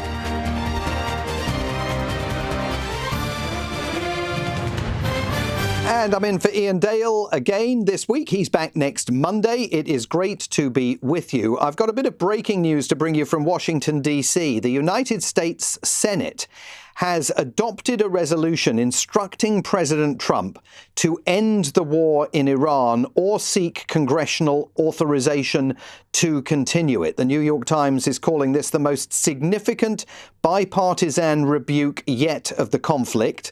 The resolution does not have the force of law and is unlikely to compel an immediate change in policy, but it was a vote of 50 to 48. 4 Republicans joined the Democrats voting in favour. And this, of course, is coming at a time when many of those Republicans are expressing tremendous scepticism about the ceasefire extension agreement that President Trump struck with the Iranians. And you can say, well, hang on a second, the war's over. That ceasefire extension is in force now. And indeed, that is true for the moment at least. But this is definitely a shot across President Trump's bows by some of his fellow Republican lawmakers in the Senate, making it clear that they intend to constrain, if they can, his capacity potentially to go back to dropping missiles on Iran in the event that those talks that have been underway in Switzerland do not bear fruit. Let me also tell you that at 9:30 after the news, we're going to help Donald Trump with a problem. We've discovered that there's something Donald Trump doesn't know about, and we're going to try and help inform him. We can only hope that he's watching the programme tonight. But in this hour of the programme, as you know, if you were listening to LBC this morning, there was one heck of a back and forth between Nick Ferrari and Nigel Farage. We already knew the Reform UK leader is not particularly keen on being questioned about the £5 million donation he was given personally by Christopher Harborne, a crypto billionaire. Originally, Mr Farage claimed it was specifically designed to pay for his security, and there is no doubt that he needs security given the febrile political atmosphere in which we all live today. But in subsequent comments, the Reform UK leader described it as a thank you for all the work he had done driving Brexit through in the UK over a 25-year period. And this morning on Nick Ferrari at breakfast, things got pretty heated. I've got to ask you a question about this £5 million gift from this crypto billionaire. You know better than most politicians how LBC works. I'm getting comments as you and I speaking. This man needs to tell us what has he done with the £5 million. Get him to be truthful. Nigel Farage, please, what has happened to this £5 million gift? With all due respect, what's it got to do with you? Well, because it speaks to the position of you hold in office. Initially, we were told that it was because of your personal security and it would pay for that for the rest of your life. Then apparently it was some kind of reward for campaigning for Brexit. I am told we have two different stories. Which is the truth? Well, I think you're contradicting yourself there, aren't you? Well, if you tell me what happened with the £5 million, then we're solved. It's an unconditional gift. I can spend it on Ferraris if I want. That'd be entirely up to me. Why did you say it was for personal security then? Because it was given as an unconditional gift, right? The understanding is, and you know very well, I've been physically more attacked over many years than any other I've been with you when you've been abused. I've seen that. But my listeners want to know, Mr. Farage, how much has been spent? With it. Nick, I can deal with it as I want. So it was a reward for personal security? Sorry, Nick, you're confusing two things. One is the money comes in, the other is where it goes, right? I can deal with it as I wish, but I know myself what it's for. How much has been spent? I bought a cup of coffee this morning. Was that from that money or from what I earned from GB News? Or these are ridiculous questions. Nick, of course, did not give up, and there is more to that exchange. You can watch it all on the LBC website or the LBC official YouTube channel. But as much as the Reform UK leader says the questions about the cash are ridiculous, they are now at the centre of an investigation by the Parliamentary Standards Commissioner. And that probe is exploring whether the £5 million should have been declared to Parliament, even though Mr Farage received it before he became MP for Clacton. Now, of course, he wants to be the country's next Prime Minister, so this hour he asks today what the money has got to do with you. What's your answer to that question? Do you care about how and why he got the money? Do you think he should have declared it? And if so, why? And if you are a supporter of reform, is any of this worrying you as we enter a new political era in Britain that is taking us ever closer to an election? These questions that are swirling around Nigel Farage regarding that £5 million has the potential to be a real problem for him as time marches on. Call me at 0345 6060 973. Same number for WhatsApp that it is for the phones. You can also text 84850 and, you may call in and say, I don't care about that £5 million. Mr Farage is right. It's got nothing to do with me. Or you might think it's got lots to do with all of us. Earlier, I spoke to Dr. Sam Power. He's a senior lecturer in politics at the University of Bristol. He specialises in political financing, electoral regulation and corruption. And I asked him to answer that question that Nigel Farage asked Nick today this morning. What has all this got to do with him? Well, what it has to do with me, what it has to do with everybody, is we have a pretty simple system of political finance in this country. And it is that we are relatively permissive. We don't cap donations, for example, at any limit. But the trade-off for that permissive regime that we have is that we are transparent about donations or gifts that are given over a certain level. So those of us that work in politics, or politicians indeed, are expected to provide that information. So in that sense, finances and the finances of politicians has everything to do with us. Now, there is a dispute here over whether or not Mr. Farage should have declared this contribution, which was made before he became the Member of Parliament for Clacton. There is an investigation underway by the Parliamentary Standards Commissioner. Your view is that he should have declared it. Why? Yeah, so the sort of useful thing about an investigation by the Parliamentary Commissioner for Standards is that it is not a legal investigation, as we might understand it. So I don't have to use phrases like, oh, well, we have to wait until the outcome of the legal investigation to make a judgment on this, because in many ways it is actually a qualitative judgment in the same way that we might disagree about a foul or otherwise in the World Cup, for example, that either gets given or not given. And in my opinion, it is quite clear that he should have should have declared this donation or gift or whatever we are calling it. That is because, of course, there is a grey area where he was not an MP at that time, but he was just about to stand to become an MP. And when you indeed do become an MP, which he did in 2024, you have to fill out a form. And that form says, have you received any benefits or donations in the past year, which this very much falls into, that relate to your work in politics?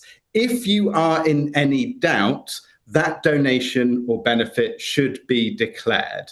Now, the Christopher Harborne £5 million came from a person that had effectively bankrolled the 2019 Reform general election campaign. He had donated an incredible amount of money to that campaign. We also know from reporting from The Economist that he was operating in parts out of the Reform offices during the 2024 campaign. So when you are reading that piece of paper, that would at the very least create some doubt that this is £5 million.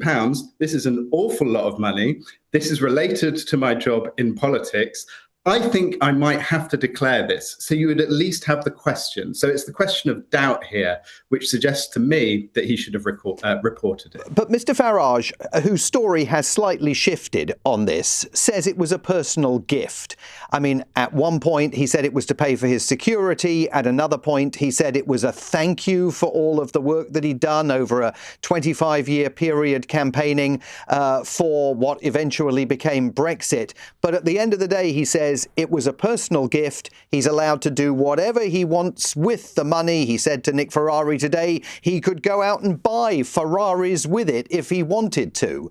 Is that going to wash, do you think, with the Parliamentary Standards Commissioner? Yeah, he can do whatever he wants with the £5 million donation or gift or benefit. That's not up for debate. He's perfectly welcome to buy a house, for example, as he may or may not have done with the £5 million, as has been discussed. I'm not, frankly, interested in what he spent the money on. The question that I'm interested in is whether he should have declared that he received the money. And on that, at least, my suggestion is that he absolutely should have declared it. He can spend it on whatever he wants, and more power to him on that. It's just declaring that he had received it that I'm interested in. And if you're right, and the Parliamentary Standards Commissioner finds that he should have declared it, how serious a problem does that become for Mr. Farage? It's a pretty significant, or can become a pretty significant issue for Nigel Farage because there are a range of sanctions at the disposal of the Parliamentary Commissioner for Standards. The first it would be effectively a slap on the wrist, an apology perhaps in the House of Commons, but it goes right up to suspension from the House of Commons. And if that suspension runs for more than 10 days, then that could trigger a recall petition for Nigel Farage. And if 10% of people sign that recall petition, then he would have to stand again for his constituency. He would effectively have been recalled. If we thought the Makerfield by-election was an important by-election, for example, then just imagine what a Clacton by-election might be in that instance. And can you just finally put this into the broader context for us about how this informs the conversation about how Reform UK has been funded? So there have been a number of questions about how Reform UK are funded, primarily because, well, they're actually funded by very, very few people. What we know is that there are a number of very, very rich benefactors who seem to be bankrolling the entire campaign, Jeremy Hoskin, but Christopher Harborne in particular. And what that is raising questions about is the particular interests of these people. So Christopher Harborne, we know, has made a lot of his money through cryptocurrency and through setting up cryptocurrency businesses. And we know that Reform have very crypto-friendly policies. Now, it's incredibly hard to unpick what came first, the chicken or the egg. But it just raises these questions about how Reform are funded and how that is affecting their decision making. And this is important not just for people that perhaps find Reform's politics distasteful, but actually it's a problem for Reform now as well. Research that came out of the Makerfield by-election by Persuasion UK, the research group, suggested that one of the lines that actually really cuts through with people thinking about voting Reform and actually pushes down their likelihood of voting for Reform is when you talk about these £5 million donations from people like Christopher Harborne and the effect that it might have on their policy making. So actually, my suggestion to both Nigel Farage and Reform more broadly is that this is not just a problem that the Liberal elite is concocting. This is a problem that is affecting their bottom line polling scoring now. So it's probably something they might want to get a handle on.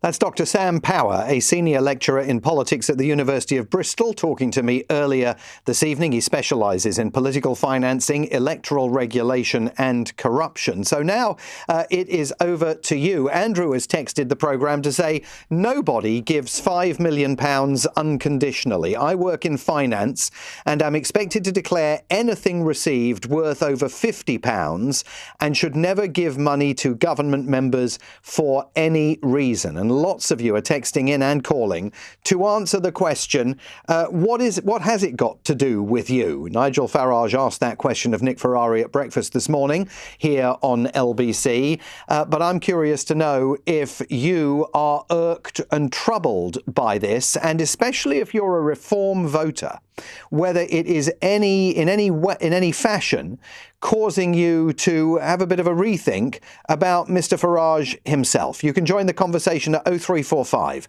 6060 973. You can text 84850. It's 9:20. This is LBC.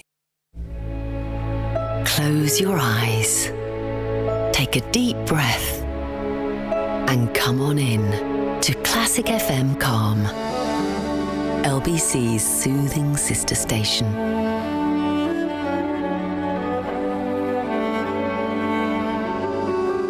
Find peace in the music with Classic FM Calm. Listen on Global Player or ask your smart speaker to play Classic FM.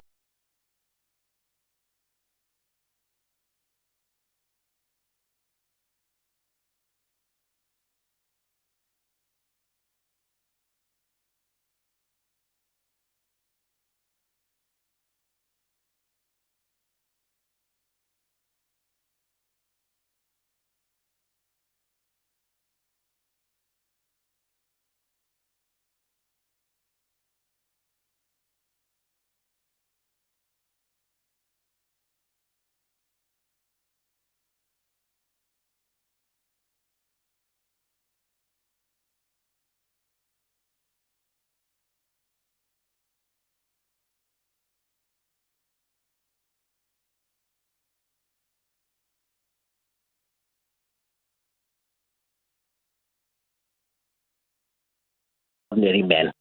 I'm speaking for the ordinary person in the street. Well, ordinary men. I'm speaking for the ordinary person in the street. Well, most ordinary people on the street prefer honesty and openness. And this whole idea that his story kept on changing as to why he got the money. I'm with your guess that you had. It doesn't matter what he spends it on. But my concern is, why did he get it? And listening to Nigel this morning with Nick Ferrari, he went on about his years of campaigning to get us out of Europe, out of the EU. And we have the constituents have keep on returning him as an MEP to Brussels. And what he has done in that time, he kept on doing things that was not in the favor of the country. Now, somebody gave him 5 million, right? And if he becomes the next PM, and I mean, with the polls, if you have to believe the polls, Reform could form the next government, would he be working in the best interest of our country? He had 25 years as an MEP. Did he work in the best interest of the country? And I don't think he did. But and Wesley, let me stop you, because you suggested there that you need to know why he received that money. Yes. But the reality is that under the rules of the road, you only get to know that and need to know it if that money is required to be declared on Mr. Farage's or the Member of Parliament's interests form. And the debate here that is underway as this investigation continues by the Parliamentary Standards Commissioner is whether or not these rules, which are written quite opaquely, I mean, there is some room for interpretation there, as we were hearing from our guest earlier, is whether the rules actually required him to declare that money. Okay, I agree the rules, if it required him, but he stood up and he said he got this as a reward for achieving Brexit, right? And we know whilst he was in Parliament in Brussels, he did everything in his power against the United Kingdom in getting us out. Now, my argument is that once he gets into number 10, what is he going to do for the benefit of us as the ordinary people that he claims to want to work for? Because when in his past record, he didn't work for the people. He worked against, I honestly feel with Brexit, he worked against us. Well, okay? but he wasn't working against the interests of the people that had voted for him and placed him in Europe. I mean, it was clear what his agenda was and what they were voting for when they elected him. Okay, I have another question. I mean, if any of your callers, those who voted leave, if they knew that he was going to get 5 million as a reward for Brexit, would they have still voted leave? Yeah, well, Wesley, I mean, I think that is an interesting question. It'll be interesting to see if anybody calls in and answers it. We still don't know exactly whether he did get that £5 million for the work that he'd done on Brexit, as he has claimed on one occasion, or whether it was to pay for his security. And again, absolutely, he needs security. There's no doubt about that whatsoever, that he had previously claimed. But thanks for calling in. You can join the conversation at 0345 6060 973. Let's go to John in Wallington. John, good evening to you. Good evening. What's your view? Well, I'm a member of Reform UK, and we got 250,000 members. We all give money to the party. You know, it wouldn't matter whether he got £5 million or not, to me, or to any of the rest of our members. But, John, this wasn't money that was paid to the party. This was money that was paid personally to Mr. Farage. Yeah, I know. And if I was Nigel Farage and I was having to go out on a campaign trail, he wasn't in politics at that time. But if I was, and even though he wasn't, because he took us out of Europe, there's a lot of hatred been aimed at Nigel Farage. I wish the guy would give him 10 million myself, personally. I don't think 5 million is enough, because he's going to have to look after his security for the rest of his life, Simon. Right? They send out so many wicked rumours about him being a Nazi and reforming Nazis and Hitler and all this stuff. They're the ones responsible for the threats that go against Nigel Farage. But opposition parties, just look at Nadine Zahawi. He came, when he was in the Conservative Party, he was saying, Nigel Farage, he's a danger to people like me, you know, people of colour. Where do you see him now? He joined Reform. He knows it's a pack of lies. But John, the specific issue about this, that for years. The specific issue, though, John, about this money is whether it should have been declared. And that's what the parliamentary investigation, the commissioner is going to determine over the course of the next few weeks or months or however long that takes. Because there are questions about that Nigel Farage has not yet successfully answered, and we heard him again struggling in that interview this morning with Nick. Questions to answer about why he was given that money. He claimed on one occasion it was to pay for his security. Then on another occasion it was to thank him for Brexit. And his position now is that that money is available to him to spend on anything that he wants to spend it on. Are you not, as a Reform member, worried that these questions have to be answered, or else they are going to dog Nigel Farage all the way up to the next British election? Only to people that want it to. Only his enemies. They're the only ones who are going to... I can perfectly understand why he got that money, why the guy gave him that money. It's no problem for me understanding it. If you don't like Reform and you don't like Nigel Farage... So why do you think that why do you think that Mr. Harborne did pay him that money? What did Mr. Harborne think that he was getting in return for that money, other than Nigel Farage's undying friendship? Listen, I'm a member of Reform. If I had the kind of money he had, I would have given it to him. And I wouldn't expect anything in return. Just to carry on doing what he's doing, to save this country. From these Europhiles, by the way, we're just working overtime to try and drag us back into Europe. And they hate him.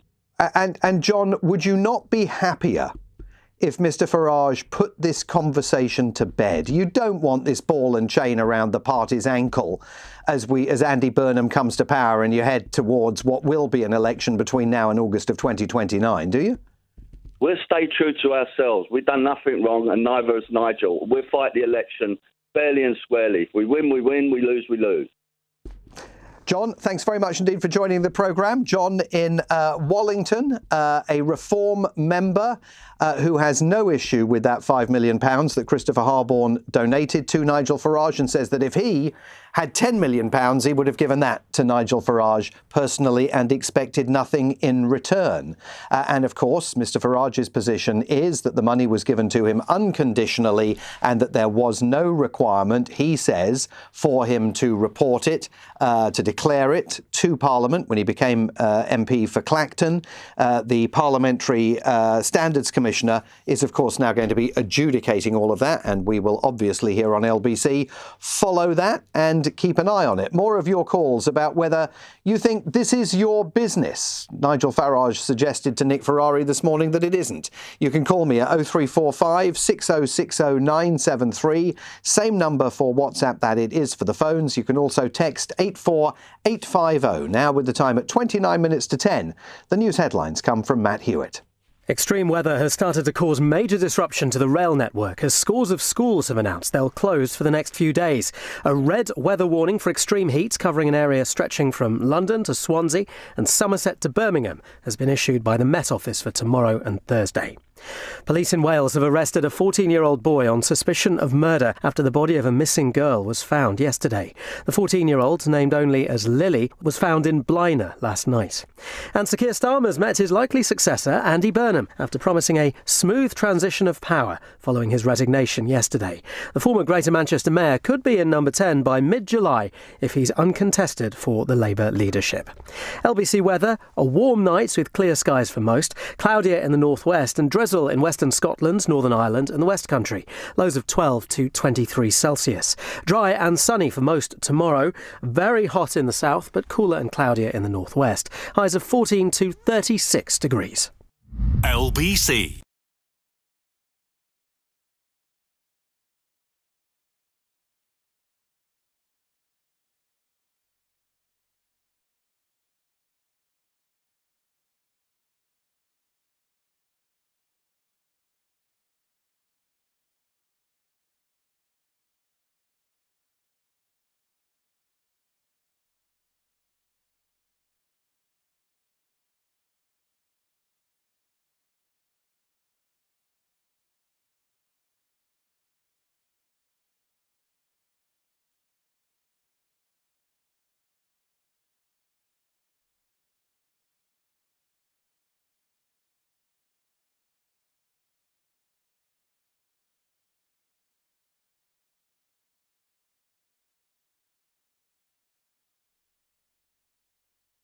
on the members' declaration. Many of you saying, well, he was in politics because he had an ownership stake in. Many of you saying, well, he was in politics because he had an ownership stake in reform.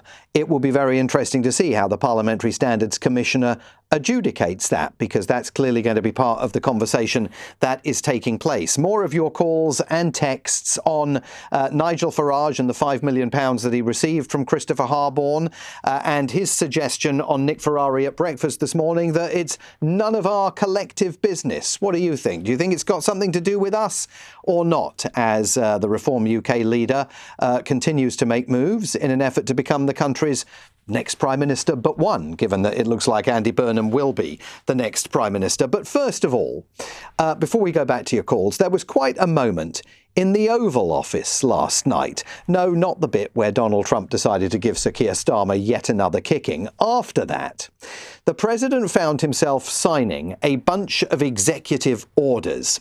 And as he went through them, it became very clear that in at least one case, he literally had no idea what he was signing. The second order I'm signing directs federal agency to transition to what is called quantum cryptography. Does anybody know what that is? You're going to hear very soon, so you're going to find it interesting. Cryptography for their computer systems. Now, he went on to sign it nonetheless, but it got me thinking, what is quantum cryptography? Turns out it's rather important stuff. And just in case the president is watching our programme tonight, I thought we could help inform him and inform all the rest of us, because it turns out that in the UK, we might be rather good at it. I'm delighted to say that I'm joined on the programme tonight by Professor Urke Boyton, Professor of Cybersecurity at quantum cryptography. Good evening. Good evening, Simon. The thing is actually called post-quantum cryptography. So quantum computing is the idea that you can build computers that work on quantum mechanic principles. And people have imagined quantum machines for a long time, and they've invented algorithms for them a long time ago already. And in particular, they've invented algorithms for them. If these things existed, they could break particular hard mathematical problems. Such as mathematical problems like factoring large numbers that cryptography is based on. So the threat at the moment is that if someone builds a quantum computer that's powerful enough, it can break most of the cryptography that we're currently using. So that's been a known problem for 15, 20 years now, and people have been working on this, but the agenda has accelerated. People are beginning to think these quantum computers might arrive.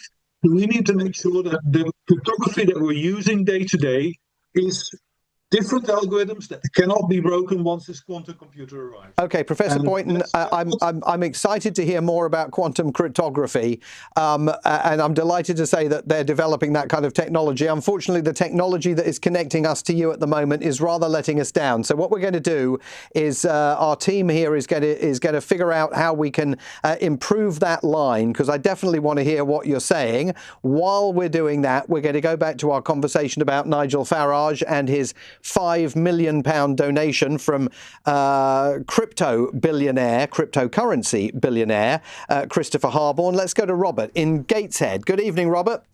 Good evening, Simon. Nice to talk to you. Thank you for taking my call. And to you. Thanks for making it. What would you like to say about Nigel Farage and this suggestion that it's none of our business where he got this £5 million from and what he's going to do with it? It's going to be proven that it is exactly our business, because the Independent Parliamentary Standards Commissioner is going to be looking at 50 questions, 50, by Anna Turley, a minister without portfolio. These questions came out 10 days ago. Nobody's mentioned it in the press. And explain more about those questions and the nature of them. I think up to 15 of those questions are to do with the legal advice that Nigel Farage was given when he received the £5 million. And the question is, the parliamentary standards is, you must declare any gifts in the 12 months prior to your appointment as an MP to Parliament. Yes, but it's got to be a payment connected to your political activities. Just because he says it isn't doesn't mean it's so. That's why the 50 questions he's going to have the answer is very important. And do you think we should care? You obviously care about this, Robert. Why do you think this is in the public interest? How many corrupt MPs do we want? Well, there's no hint of corruption at this point. I mean, the question is where the money came from and why he was paid that money. He's given two answers to that question, says that the money was an unconditional gift, that he can spend the money on whatever he wants, and there is no indication yet that the donor of that money has received anything in return. Indeed, in Mr. Farage's telling of this, Christopher Harborne wanted either to pay for his security or to simply thank him for the work that he's done on Brexit and leading Reform UK. And indeed, we've already heard from one Reform supporter who's called in and said, I'd have given him £10 million and not expected anything in return. Well, the thing is, we're just going to have to wait to see what the Independent Parliamentary Standards does when they conduct their investigation and see what the result is. Well, we will certainly do that, Robert. Thanks very much for calling in. That's Robert in Gateshead. I'm delighted to say that we can now go back to Professor Urke Boyton of De Montfort University, Professor of Cyber Security. We've done it the old-fashioned way, and we've got him on the old phone line, which hopefully will be a better place for Professor Boyton to explain to us what post-quantum cryptography is. Professor Boyton, you were explaining it, and I think you might need to start again. What is it and why does it matter? Okay, Simon, happy to do that. So people will be building quantum computers at some point, and they're trying to do that. They have been trying to do that for a while, and the sense is arising that they might actually come about and that they might be quite powerful. And it's been proved about 20 years ago already that if quantum computers get powerful, that they can break certain mathematical problems that we now rely on normal computers not being able to solve quickly, particularly factoring of large numbers. And as a consequence, if these quantum computers really do arrive, they will be able to break all current cryptographic algorithms that we use, or the majority of them, particularly RSA and some other famous ones. So there's been an agenda for over 10 years to look at how we can, in the future, replace our cryptographic algorithms by different ones that cannot be broken once a quantum computer arrives, and that's called post-quantum cryptography. And so for intelligence services and the like, and those were going to be the beneficiaries of the executive order that President Trump signed yesterday, even though he didn't seem to understand what this quantum cryptography was all about. This is basically a massively souped-up version of Echelon, right, of code cracking. It is, and the problem hits now already. Now even though we don't have the quantum computers, because people are doing a thing called store and decrypt. They're storing information that they think that's now encrypted, so you can't decrypt it, in the hope of keeping it long enough that by the time they're able to decrypt it with the quantum computer, it will still be valuable information. And some information, confidential government information, some types of personal information are going to be valuable over the longer term. So that sense, I think, is increasing in government circles, that people are actually storing encrypted information now in the hopes of decrypting it later once the quantum computers arrive. And that's why we need to switch to post-quantum algorithms earlier than they thought at some point. And presumably AI is going to play a considerable role in the development of all of this. You'll find me a little bit of a cynic on the AI side, and this particular problem in cybersecurity, AI is not having a massive impact on. There are other areas in cybersecurity and programming where AI makes a big difference. This one is almost more fundamental mathematical in a sense. And can you tell us about the role that researchers in the UK are playing in all of this? Because I understand that we are, in this country, engaged in quite a lot of work, if you'll forgive the pun, to crack the code. I think we're mostly in the UK. We are spending a lot of research money these days on quantum computing. building quantum computers. Cracking the code, not so much, but I think we are very active in post-quantum cryptography. I've got several colleagues who have research projects, upcoming spin-out companies, developing algorithms for post-quantum cryptography and developing methods of making sure that the world moves from using the old algorithms to the new algorithms. And actually AI can play a role in that, because we're talking about quick changes of all the same nature to a large number of computer systems, some of these things can possibly be sped up using AI. And if Donald Trump is doing this and signing this executive order for the American government and for its intelligence services and agencies, presumably the British government would want to think about doing something similar. Yeah and no. In the National Cybersecurity Center, so that's GCHQ's friendly face, if you like, has its own timeline for this, where in 2031 serious sensitive applications all need to move to post-quantum cryptography, and 2035 most everything else. And that's not a million miles away from the agenda that Trump's put forward now. And actually, what Trump's signed up today is partially a reversal of what he signed up slightly more than a year ago, where Biden had put something in place where he ordered a lot of government organizations to do very specific things about moving to post-quantum cryptography. And in June 2025, Trump told the world that he was being less tight on his government departments, and he wasn't being less prescriptive, and he gave them more freedom to deal with this. But in effect, what he's done now is revert some of those changes and give them very specific instructions about which the departments need to do what in relation to the move to post-quantum cryptography over the next couple of years. So he's put the US roughly in line with what the UK is doing, roughly in line with the EU is doing. More urgency in this field from the US will make a difference across the world. He says 2030 one type of cryptography, 2031 one other type of cryptography. But if you look at it, for example, Google are saying that they will have moved everything by 2029. So even ahead of the sensitive systems that Trump is instructing the government about now.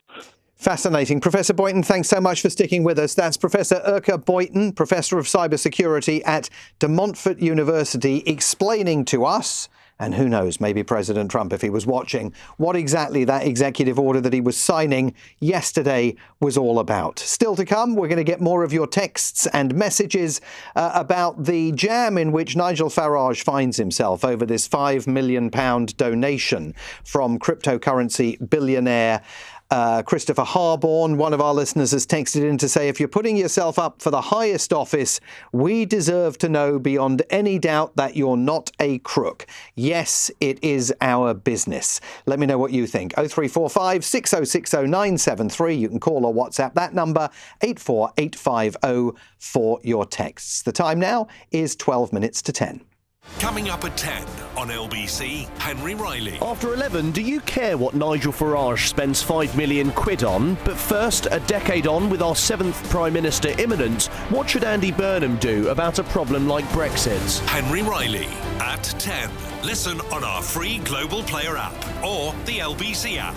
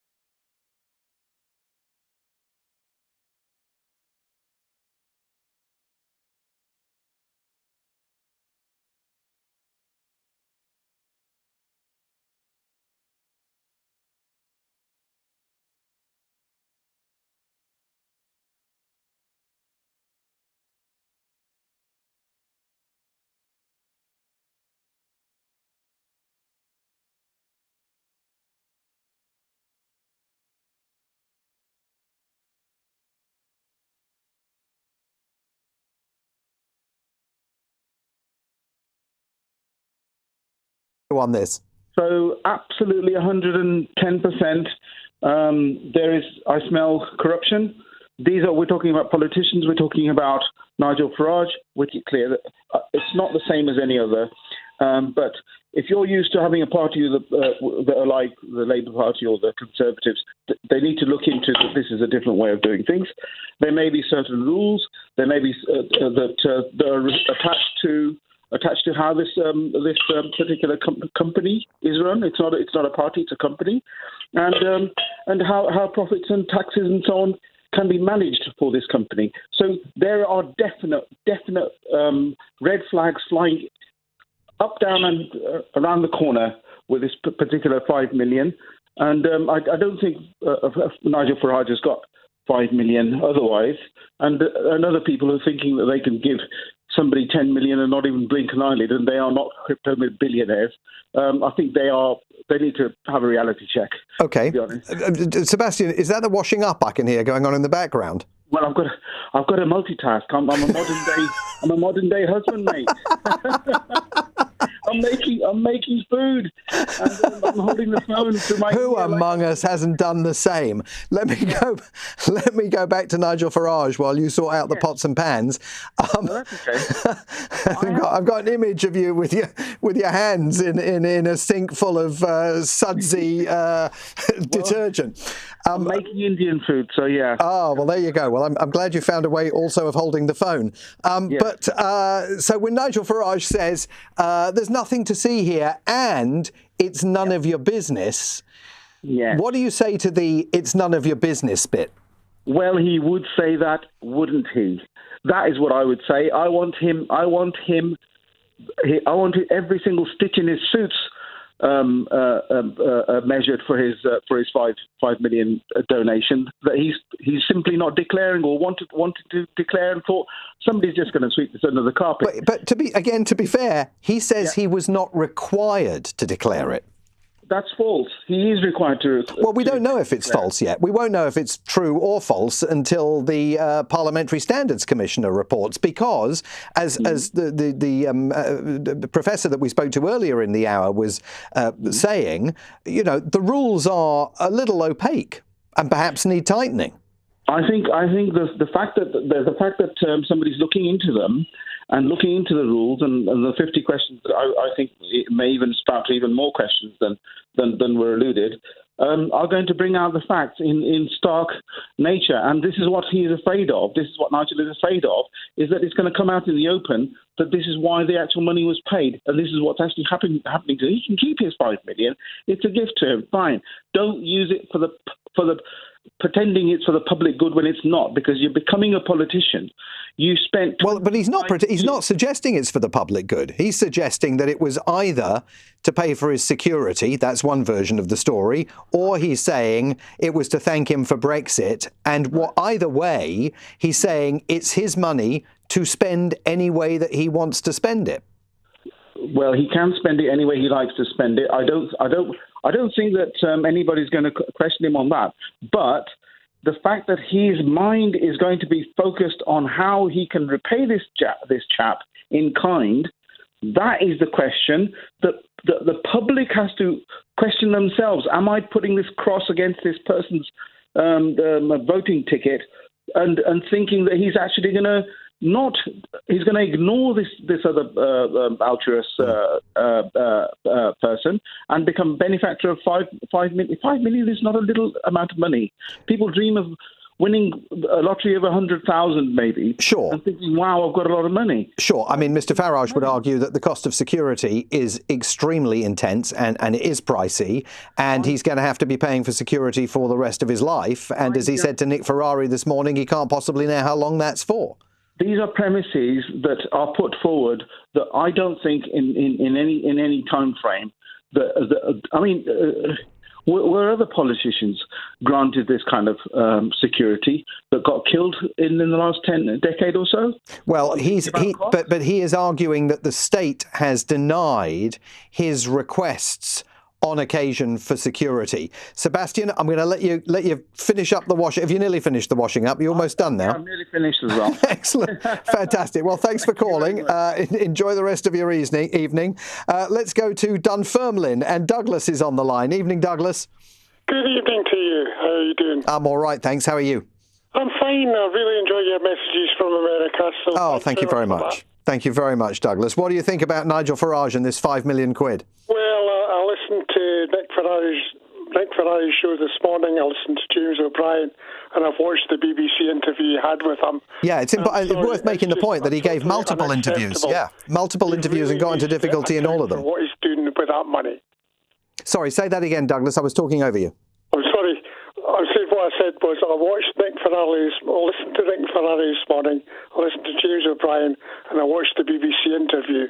And I'm sorry, he really needs to account for himself.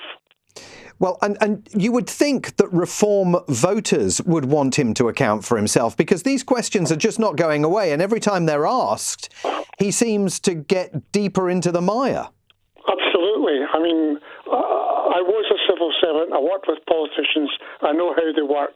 But I'm sorry, he is just totally trying to fend off questions that he doesn't want to answer. Do you have any confidence, Douglas, that the Parliamentary Standards Commissioner is going to get to the bottom of this and act effectively? Well, I think what we need to do is look at the accounts of the Parliamentary Committee and see where that money has actually gone. Yes, but I mean, the only way you can do that is if he is found to have been required to declare that money. And I mean, he was arguing, as you will have heard on the interviews that he gave today, that he can spend the money any way he likes. I mean, you know, did he pay for that cup of coffee this morning using that money? Ordinary constituent member of the UK community, I just don't think he did it. You don't think he did what? I don't think he explained exactly what the money was for and how he was going to use it. 1 minute he's saying it's going to be used for security, the next minute he's saying it was for my personal use. And I'm sorry, that doesn't wash with me. OK, Douglas, thanks very much for calling in from Dunfermline. We're going to end very quickly with John in Hammersmith. John, I've only got about a minute, but how are you this evening? I'm doing good. I think we should cast our gaze a little wider. The overall picture of Mr. Farage, going back to the days when he was an MEP and making basically the same kind of statements that Mr. Gill was making in the Parliament there. And he was on Russian television, state television, 17 times and got paid handsomely for that.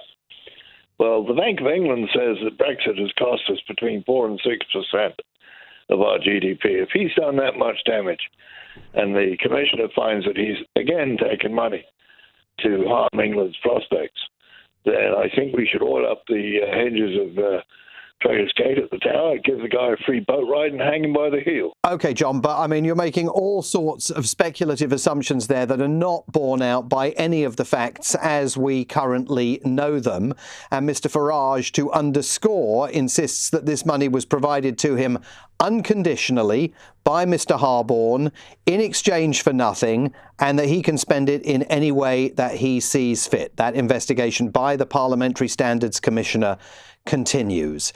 That is going to do it for me this evening. Thanks for all your calls and messages. I'm back tomorrow from 7. If you missed any of tonight's show, you can find it on the Global Player app or the LBC app, where you can stay up to date with all the latest news, videos and opinion. Coming up at 1 here on LBC, it's Richard Spur. But right now, Henry Riley. Thank you very much, Simon. Good evening. At 10 o'clock. No one really wants to talk about the elephant in the room. I mean, Brexit clearly is going very badly. I mean, just look at the queues at the borders, look at all the red tape. The Labour Party stuck its head in the sand. A decade on, with our 7th Prime Minister imminent, what should Andy Burnham do about a problem like Brexit? At 11. I was given the money unconditionally. I believe it was a reward for giving up a quarter of a century of my life, giving up a huge city of London, putting up with lots of abuse. I believe that was the motive. A spiky Nigel Farage battles broadcasters over a £5 million gift, but do you care what he spends it on? And after midnight, the impact of the heat in classrooms as we move around the building, but also commuting to and from school. One of the highest level of heats is when the children leave at 3 o'clock. Closed classrooms, boarded up businesses and restricted rail as temperatures soar. Are we overreacting? On your radio, on the LBC app, and Play LBC. leading Britain's conversation. This is LBC. From Global's newsroom at 10 o'clock, hundreds of schools are planning to close or shut early over the next few days, with warnings for extreme heat and record temperatures. Simon Kidwell from the National Association of Head Teachers admits budgets are tight for infrastructure upgrades. If I've got any more money to spend in schools, I may look at adding air conditioning to a couple more classrooms. It is so much better in those classrooms that have air conditioning. So in terms of the flexibility I have to spend money on the school building, I'm going to consider that. A red alert has been issued for parts of southern England and Wales, which takes effect tomorrow. A 14-year-old boy has been arrested on suspicion of murder after the body of a girl the same age was found in the South Wales valleys. The girl was discovered in Blaenau yesterday evening. 10 years since Britain voted for Brexit, the historic votes being heralded by some as a victory for democracy. In particular for Leave voters, so many of them were people who had never voted in their lifetime or who had and had always been disappointed. And before Brexit, the word of the day was apathy. Post-Brexit, it was revolution, it was populism, it was excitement. Telegraph columnist Ella Whelan. The hit to Britain's national output from leaving the EU's been